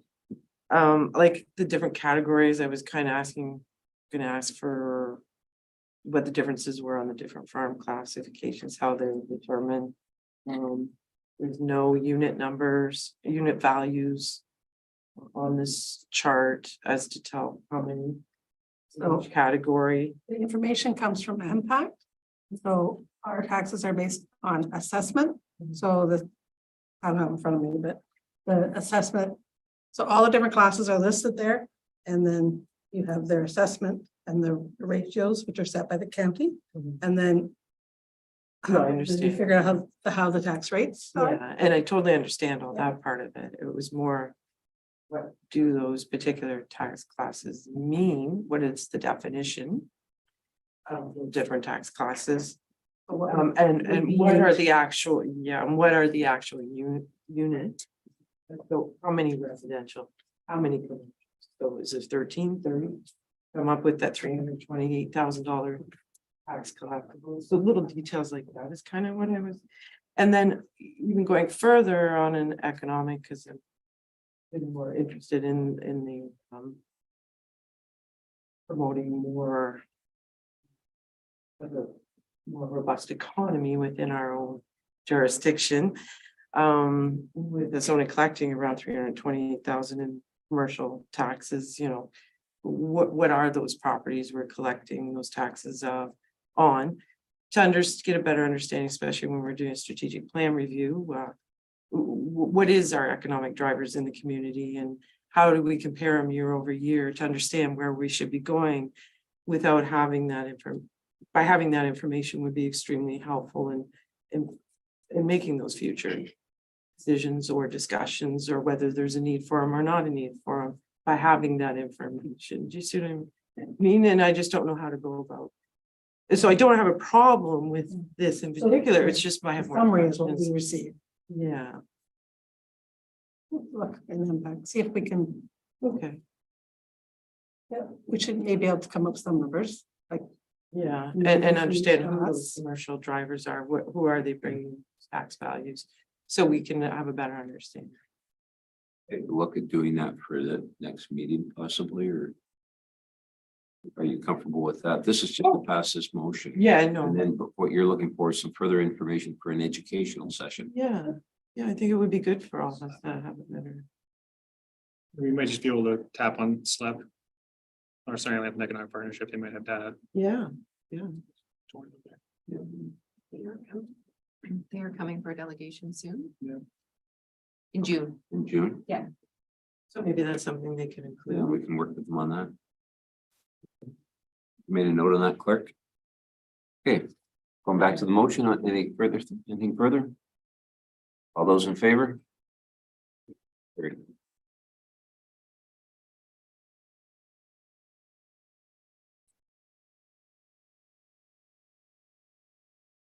Okay, the next one is 10.3. Relating to the use of the public facility agreement with the Ride with Pride that we had a presentation at one of our previous meetings. Moved by Councillor Van Claveren and seconded by Deputy Mayor McEwen. Bylaw 63 of 2023, being a bylaw to enter into an agreement with Natalie Neville for the use of public facilities be taken as having been read 3 times, finally passed, and the mayor and clerk be authorized to sign the said bylaw accordingly, and that council waive the $80 agreement fee. Council, you've heard that motion. All those in favor? Carried. Do we remember what the date on that was again? That was June? 25th, I Yeah. believe. Denny? June 15? June 25th. 25th. 25th, okay, thank you.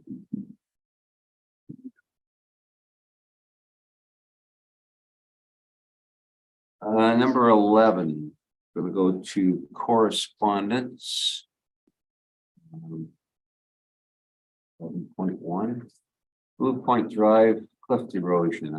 We have a email that came in from Orland Dodds, dated May the 11th. I have a motion by Councillor Basie, second by Councillor Wolbett, with the email from Mr. Dodds dated May 11, 2023, received and staff be directed to obtain estimates for shoreline erosion control measures along the Blue Point Park beach access for consideration by council for 2024 budget deliberations.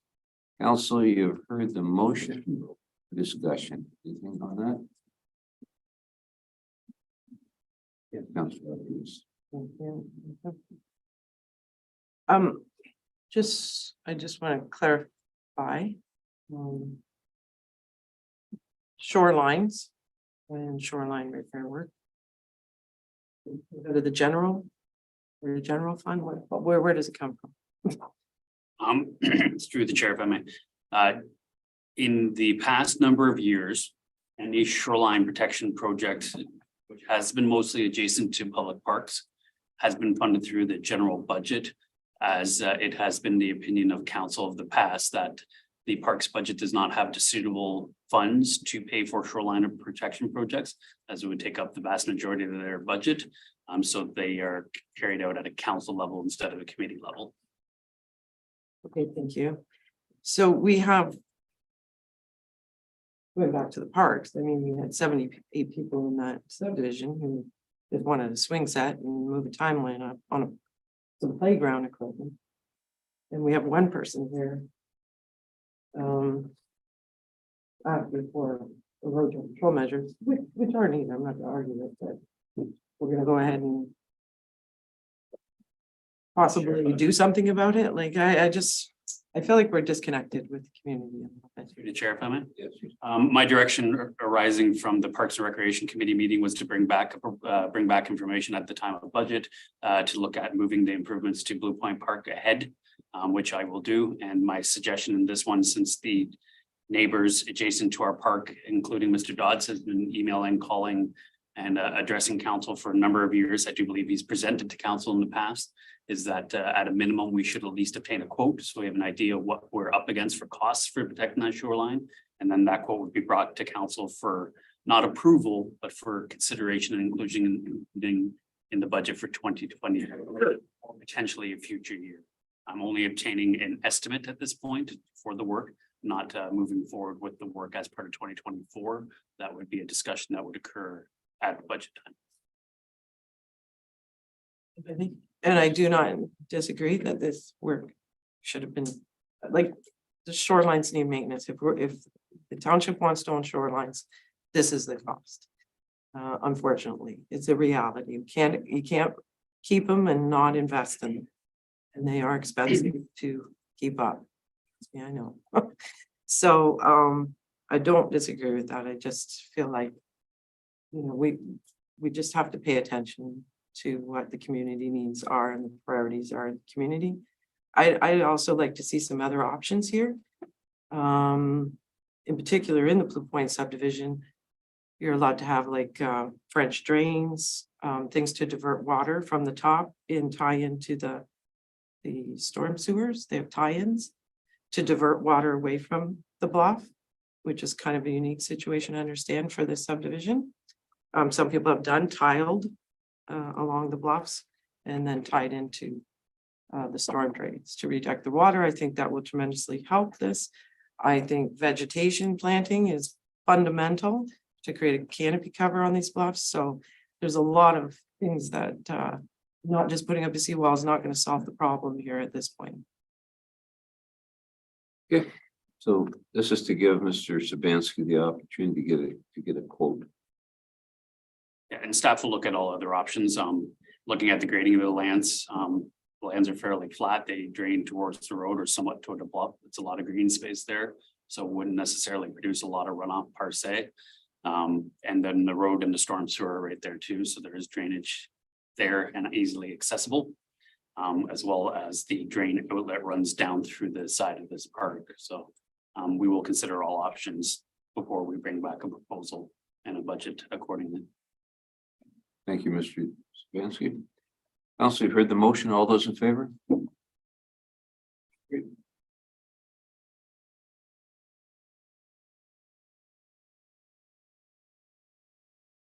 Okay, council, we're going to go to number 12.1. It's the correspondence and the recommended reading, routine approval and information items. A motion by Deputy Mayor McEwen, second by Councillor Van Claveren, that the correspondence items A to O relating to recommended reading and routine approval and information items not otherwise addressed by resolution noted as received in the Wyoming Council and filed accordingly. So council, you have A to O. I'm going to go to my left. Are there any that you'd like to pull out or address? Deputy Mayor? No, I have none. Councillor Van Claveren? Not for me, sir. Councillor Wolvett? Maybe just L there, the Roma intervenes in the rail dispute. Maybe just bring that out. Obviously, that's something, sir, that you've been dealing with big time, and I see in the news media that Sarnia now is heavily involved in one, and There'd be convener status being requested at their hearings and stuff, so. The more we can keep this in the limelight, the better. That's correct. Actually, I'm taught Mayor Case and I are meeting tomorrow on this issue as well, so we'll be continuing the effort. Thank you, Councilor Wolvet. Councilor Bolgen? Thank you, Your Worship. I just wanted to pull, just a really quick item D, that, AMO's got delegation requests open, so we put our heads together. If we think of anything we want to submit for, we have until June 9th. So item D? D is in me, dog. Okay. I just wanted to mention that. No, the dog. It's the dog. Councilor Vaizey. Nothing. I was commenting on the Roma as well, that it's nice that Sarnia's involved, that Roma is now jumping on board to help them out. We've been writing this for 3-4 months now, and hey, we'll take all the help we can get. Okay, thank you. Councilor Rodriguez. Well, I did like K. The Bell Hydro infrastructure, not totally clear on the resolution though, and it wasn't really detailed enough, but it had to do with duplication of infrastructure and anything that's more efficiently run and saves taxpayers' money. Report. You want to pull that out, or are you just recognizing the? Well, I think recognizing or supporting it, which is the thing, motion is. Sorry. I think the clerk's reading your mind. Yeah. Getting it ready. Can I just clarify something? Sure, yes. So for item L, it's just a notice from Roma, correct? So we're just acknowledging that one. And then same with D regarding AMO delegation request. So then we can write the support for this. Yes. Yes. While we're waiting for the clerk to draw that motion up, I'd like to have council's attention drawn to letter E. The AOR's, the Association of Ontario Road Supervisors Trade Show will be held in Strathroy next month. We are planning to bring our entire public works crew there in 2 different groups.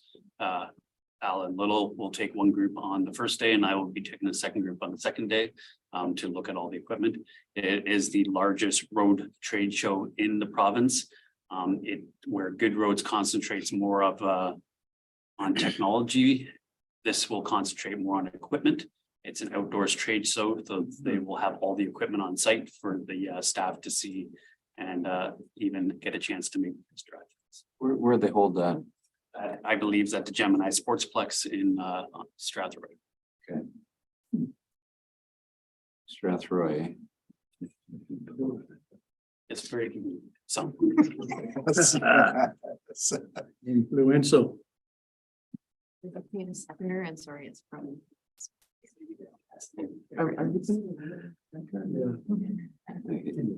Need a seconder for this motion.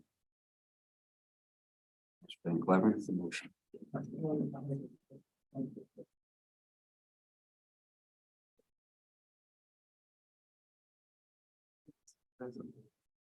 But it's deadline June 9th, so we wouldn't. That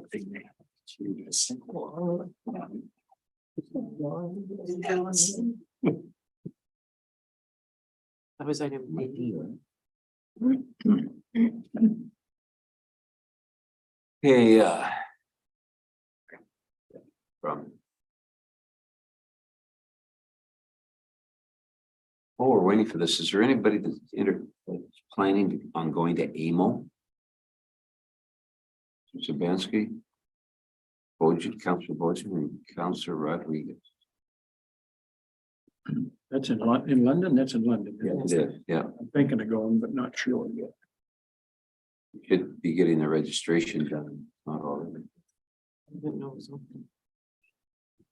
Danny, our deputy clerk does the registration.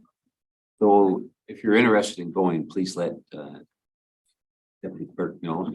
That's the Yeah, I'm registration. interested. And if you're planning on staying overnight or driving back and forth, that's another factor too. Planning on staying overnight, yes, deputy clerk. Hey, AMO's been released for a while, so getting a hotel room now may be quite difficult. You can look, absolutely. No, I'm- just. First thing, I'm gonna be driving back and There'd be some free rooms in Strathroy, wouldn't there? Everything's in Strathroy. Hotel in Adelaide Metcalf that's not quite open yet. Yeah. Okay, so. Okay, I have a motion by Deputy Mayor McCune, seconded by Councillor Van Clyde. Correspondence items A to O relating to recommended reading and routine approval and information items not otherwise addressed by resolution be noted as received by the Plympton-Wyoming Council and filed accordingly, save and accept for item K. All those in favor? Carried. Motion by Councillor Rodriguez, seconded by Councillor Van Claveren. Council support item K from the municipality of Tweed regarding Bell and hydro infrastructure.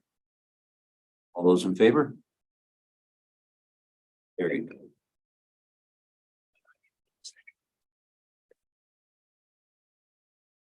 So, council, if we do go, are we looking for a delegation to, is there anything that we need? Because obviously, we have to get our requests in. Is there anything that you can think of right now? Street. Does that count? Okay. Mr. Sabansky?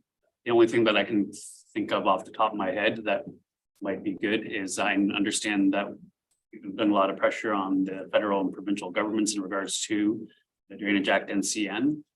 I know the Minister of Municipal Affairs has been very supportive of that, but it might be advantageous to work with Warwick to get a delegation directly with the minister to see where we're at on that and have a face-to-face discussion so we can advocate for further support specifically from the Prime Minister's office and trying to get this moving forward.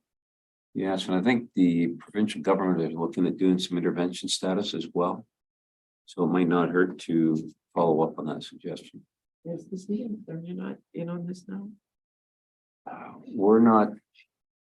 Yes, Mr. Sabansky. I cannot get into great details on this because some of the information is not in the open, but the city of Sarnia's issue is not necessarily the same as ours. Theirs is in relation to a current drainage report where they're trying to get access through CN lands and are being, in their opinion, obstructed. So there is a ruling that might be coming down from the Canada Transport Agency. It's not necessarily in regards to CN not paying fees, but they all interconnect as CN is not partaking in the Drainage Act. That's the Plank Road one, I believe you're talking about. Yeah, I'm aware of what's going on. It's a similar situation, but it's not necessarily the same situation. So I know our staff is attempting to work with Sarnia staff, but Sarnia is dealing with it in their own manner at this time. So we're only getting some information from our partners. Councilor Bochin? Yeah, thank you. I don't know what the ask would be or what, I don't, like, top of mind for me and the provinces, rural internet and broadband, and I don't know what the ask would be other than please tell me more information about when you're gonna do it, but I know that it just. You know, I was talking to Warden Marriott, who sits on the SWIFT committee, and stressed to him again that we need to continue our efforts to help us get our internet for our residents, especially out along the lake there. That completion date that's gonna come quick on their website. So where are we lacking in? There's several areas. Yeah. I thought it closed the gap with executive. We helped it. Mr. Smansky? And Public Works is monitoring the situation very well because a lot of the municipal consents, when they apply for them, go through our department. A lot of the main collector roads through our town have got the cable through them, but now it's just a matter of the companies coming through and bringing the services down to side streets and everything. So for instance, much of Wyoming has access off of Broadway, but for that second block in, such as our pool, there is no access. So it's, unfortunately, they're concentrating on getting the main lines in right now. So it might be some time before everyone really sees it come to their doorstep. All right, council, let's go to item 13, new business. Councilor Bojan? Thank you, Worship. I just have one thing, and just in the essence of time, I'll maybe quick. I've received concerns from a couple of residents in the Bonnie Dune area about speed down that hill on Bonnie Dune Road. And I know right now it's kind of, I think it's closed right now because I think they've reopened Fern Ave for a detour right now. So we can't really do anything right now. But in terms of starting the process for potential traffic control measures in that area, do we have a machine that flashes your speed but records the data in terms of number of cars and average speed? Through the chair, if I may. Yes. So we do have what we call a traffic control trailer. It only measures in speed and shows the speed. Actually, it does have data logging on it, but it does not record the car that's driving by. So it'll just tell you that there is people speeding there. What we currently do is we do maintain a list in the office. Those complaints are provided to the town. We put them on a 1-week rotation list, and that list gets carried throughout the summer. So I can add Dolmage Ave as it goes down the hill there to the list so that there is a speed enforcement sign installed there for a week. And I can talk to staff about removing that data. However, I have found when it comes to getting enforcement with speeding, the only thing that is functional is for the entire neighborhood to bombard the OPP's online reporting portal. I find calling in does not work as well. Calling in, you get a phone call, it's not necessarily logged. Whereas if you're putting a complaint through on the online portal, it's logged through their systems. And I find that you do get some, if not short responses in regards to speeding in your neighborhood. Yeah, and the only reason I ask is it would be nice to start with that data because it does tell us the average speed or if people are speeding, and then it opens the conversation that, okay, maybe something needs to be done. And I think there could be other options. There could, I want to look at that stops. You could add a stop sign at the top of that hill at Fern. You could gravel Fern to connect it and take some of that traffic away. Before we look at that stuff though, I think it'd be good to get the data. So that's why I'm asking that. Through the chair, for me, and that's a perfect segue. So if you look at the 10-year capital plan, you'll notice improvements to Fern Ave. When we get into more details, we're going to talk to council about is openings Lucas straight up. What we find is the neighborhood characteristics, road quality, that gully is not conducive to having large amounts of traffic come down the hill and then back up. It is much more efficient to have majority of traffic go down Lucas and then to proceed down Fern Ave. So when we get to redoing Fern Ave, we'll be adding drainage, we'll be at a minimum semi-urbanizing the road, and then we will be putting up signs to promote people to use Lucas and not to use that section of Bonnie Dune and Dolmage, as it is not as conducive to the high volumes of traffic. Thank you. Yep. Thank you. May I ask a question on subject? Yes, go right ahead, Councillor. Thank you, Michelle. To Adam, I'm just not clear on which part of Bonnie Dune talking about. But on the Queen Street entrance going down, is that what you're referring to? Further down. Okay, because that's private road, isn't it? Is this other side not private or? All We of call it Bonnie Dune now. all of Bonnie Dune from Queen Street north to where it ends at the bridge, Dolmage, Fern, Lucas, and then the section in a Dolmage that swings around onto the little peninsula there. Those are all public roadways maintained and operated by the town. They're all fully assumed. Oh, okay. So when you go in, I don't know what that road's called. I just drive them all. Where you're coming off Queen, and you go down and around, and then you can either go left or right. And when you go right, that is now assumed. That has been assumed for long before I got here, to the best of my memory.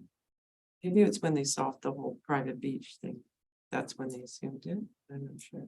Okay. Anything else, Councillor Bojan? That's everything for me. Thank you. Councillor Basie? Yes, your worship. Couple things. Just want to comment on the McKay Park parking lot. Boys did them up just before the picnic and they look fantastic. Plug it out, put gravel in and whatnot. Everybody commented on it. No, it looks really good. We did discuss cameras, like say we've had vandalism at some of our parks. Most recent is across the street that they keep. Public washrooms are getting damaged and it's $1,000 every time. We gotta fix a door and a lock and everything else, so I think it's time we should be looking at cameras and. Doing up some kind of bylaw that allows us to do it, and then. That'd be an easy one here, because you can do it right off this building, but. Even some trail cams or something out. You know, we're gonna get the same thing in Highland Glen and whatnot, that if we have something up, we can put signs up, but there is cameras, maybe it'll deter them, I don't know. And third, I had a request, it came through the Lions. And I quickly pushed it off towards the town. Adrian McPhee is part of the Inn of the Good Shepherd and their mobile market. And it currently comes to Wyoming. I don't know where she said it was, but they were looking for a better location. They were thinking behind the fire or the Lions Hall. Or we don't own that behind that CN property, so they're looking for a spot. A little more higher profile. They come once a month, I believe. They go to 14 different locations in the county. From July to November. Currently, they're at 587 Ontario Street. That's where they. And anyway, so they're looking for a better spot, so I sent it to Mr. Savansky if we had something better or could think of a better location for them. They'd be grateful. I told them I'd pass along to you guys, which I have. That's all I have on that. Yep. We'll come back to that, Mr. Yes, Mr. Sabansky. So Councillor Basie mentioned cameras, and then we would need an associated policy. So if that's something that council would wish staff to work on, I would suggest that we would need a motion, as it's going to result in a policy being a bylaw being brought back to council for their consideration. It'd be nice to have that directed in the motion so we can start the work. Council, what's your thought on that? Does that sound like a good idea? I'd make that motion. No, second. Write my name down, it's fine.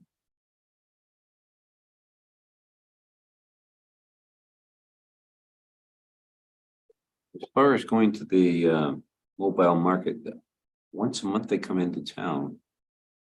Where are they going now? Do we know? 576 Ontario. We're at the end of Ontario Street. But they would like something a little higher profile.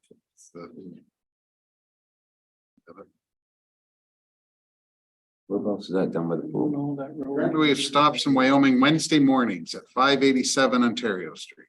The public school? That's what it looks like on Google Maps, 57. That's secluded. Just like an empty lot, looks like on Google Maps. That low cost housing there. Oh, down there. Yeah. Okay. They want a higher profile spot. Do we have anything? But how big of an area do they use? Do you know? That parking lot there is not real big. No, but if we let them use this empty lot here, that's for sale. I suggest McKay Park as an alternative. Sure. We just increased the size of the parking, so. It may be equivalent. That'd be perfect. Yes. Like a day, they're there. That's an hour. Morning, isn't it? So that's Wednesday mornings. Yeah, it's just A couple hours in the day. Would that, pardon me, would that interfere with swimming lessons or anything like that? I would put them further away from the pool. Okay. I would suggest towards Toronto and Erie. Okay. Would be a good spot. Yep. I would, because they are essentially a food vendor, they'd probably have to come in and sign some form of agreement similar to what we did with Dips or currently with I Need a Coffee. But we can or suggest that to the readers, and then we can see what they're comfortable with and come back to council with some solutions. And you will look after contacting her? I sent you her email, so you should have her. I will dig it out and. I'll keep it till I don't need it. It'll probably be different from last year, but last year was Wednesdays from 9:15 to 10:15. Oh, wait. So I have a motion by Councillor Basie, seconded by Deputy Mayor McEwen, that staff be directed to research and bring back information to council for the consideration regarding the installation of security cameras in public spaces and parks. Everybody good on that? All those in favor? Carried. And you're gonna let them know about using the Cape Park. All right, Councilor Rodriguez. Any new business? Thank you, quickly. So my new business has to do with property standards, I guess. Starting to get a lot of I don't know where to put it, complaints regarding uncut grass in Point Huron Crest, not so much Sunset. A couple of different properties that are empty, not being kept up, but I have redirected them to bylaw, property standards bylaw, Jesse. One of those properties, Adam, you briefly mentioned in the last meeting, I think, about the one property house, something was going to be done on that property, the one that abuts to Collingwood. So I'm not sure where the status is. There's still complaints on that as well. And then, of course, the Blue Point Park being missed in the tender for grass cutting. So it wasn't getting cut as often. And then the wooded lot area part of that park, the natural lot, is causing some problems. And then we have the prairie grass park. And then we have our bluffs. So all these areas are tremendously increasing the tick population to a point where it's pretty good out there. So any unkept, anything that shouldn't be unkept, shouldn't be or should be kept up, should be to try and mitigate that problem is kind of the consensus. As far as some of the empty lots not cutting their grass, of course, obviously I directed them to property standards, but anything that's owned by the town, I think we should be doing more to help mitigate some of those problems out there. We're getting a little bit imbalanced out there. Mr. Savansky? Thank you, Your Worship. So the boulevard along the forest in Blue Point will now be cut moving forward by our contractor. They've agreed to take that on. My understanding that I was given is that staff were cutting it, maybe just not as much as it needed to be done. That will be cut on a weekly basis by our contractor moving forward. In regards to the forest itself, any maintenance above and beyond removing dangerous trees would be a change in level of service. So because since I've been here, been maintained as a naturalized forest, if council wants to see it maintained to a higher level of care, I think that's a discussion that should be held at this table and possibly a motion directing on what level of care that should look like, whether we maintain it as a natural forest where we go in and do regular maintenance to ensure there is no falling branches, to minimize standing water and things of that nature. Bearing in mind, if we do that, it does take away from some of the natural habitat of that area. And being that if there's water lying in there, it's likely a terrestrial crayfish habitat. The Conservation Authority may have concerns with that, so we'd have to consult with them to a point. So that would be a discussion that had to be held by council, the direction provided by council, and then authorized by the Conservation Authority because it is a woodlot. In regards to the tall grass prairie at Sunset Park, staff were made aware of the tick concerns last Parks and Recreation meeting. Currently, Jessica Wilson, our drainage and parks clerk, are looking into information signs to be put up around the park to ensure people are aware of the ticks and to be mindful of them and to use appropriate protection. Unfortunately, we maintain it as a natural grass prairie. It was lobbied to do so by the community, and we have. Unfortunately, the last 2 years have not been conducive to doing burns. The burns do help control the ticks as well as cold winters do, which have not occurred much. So in the short term, education seems to be the only option that could reduce the tick population in that area without changing the natural characteristics of that park. I think I covered. Yes, if I might add, there is a neighbor that lives directly adjacent that prairie park that maintains that prairie park, and the neighborhood absolutely loves him for doing so because he maintains the grass cutting throughout it, and it's quite a wide berth to help mitigate being adjacent to those long grasses where the ticks are gonna jump off you, but it doesn't always help. What my more to the point was is where we can control, let's control. That wood lot next to Blue Point, adjacent Blue Point Park, was always maintained prior to amalgamation, I guess, or when you guys decided to take over that land from the as a common element of the subdivision. So it was in way better condition than it is now. It's just, it's kind of sad to see it in the state it's in, really. And I do appreciate, and obviously I'm one that likes to foster natural heritage as much as possible, but it's in the middle of a subdivision too.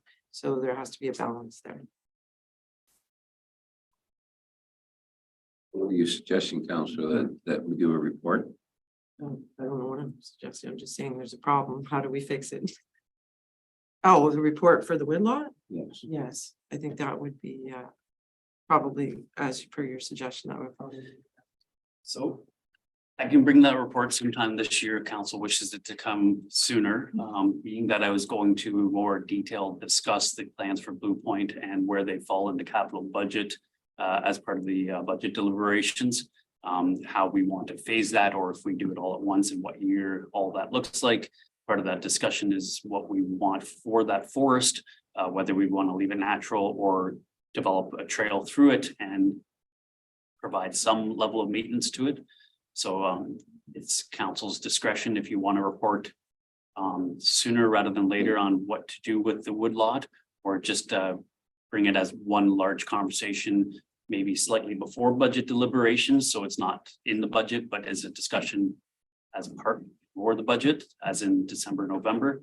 That might be a more suitable idea. That way we can have some direction moving forward to the budget when we're ready.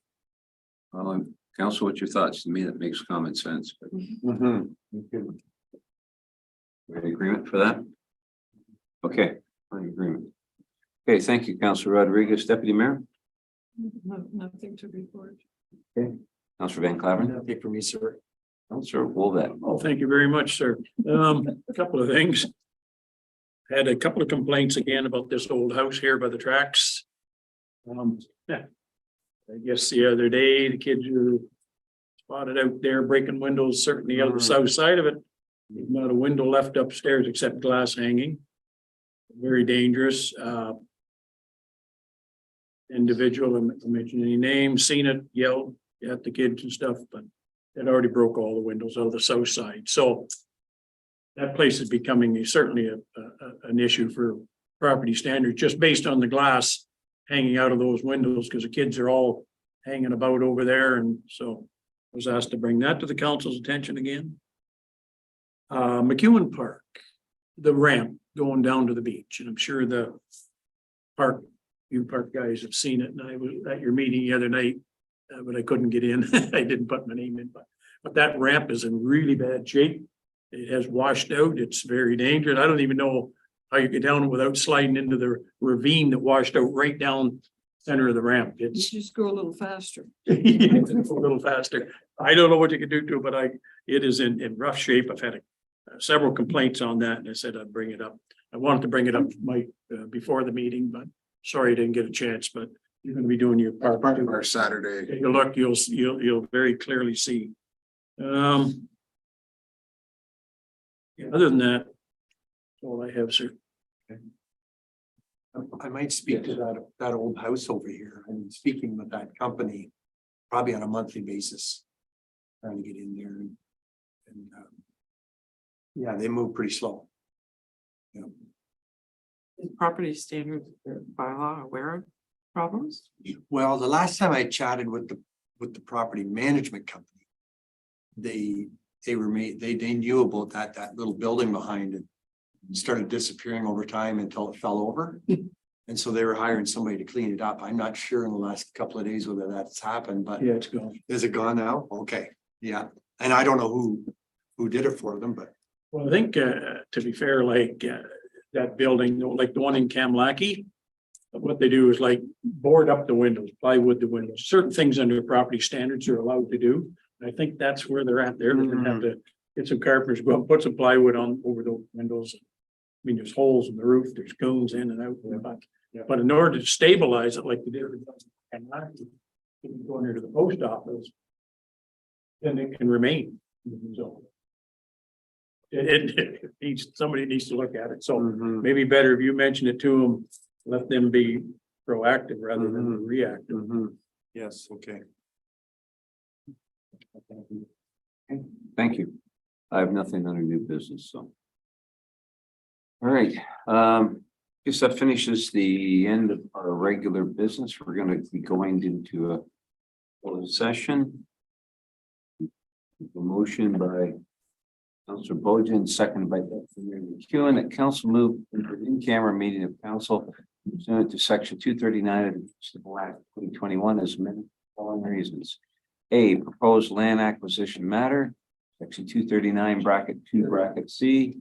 Proposed or pending acquisition or disposition of land in a municipality or local board. Item B, personal matters, section 239 2B brackets. Personal matters but an identifiable individual, including municipal or local board employees. Also, you've heard the motion. All those in favor? Carried. So those that are joined with us virtually, thank you for being with us this evening. We will be going in camera and returning to close the meeting.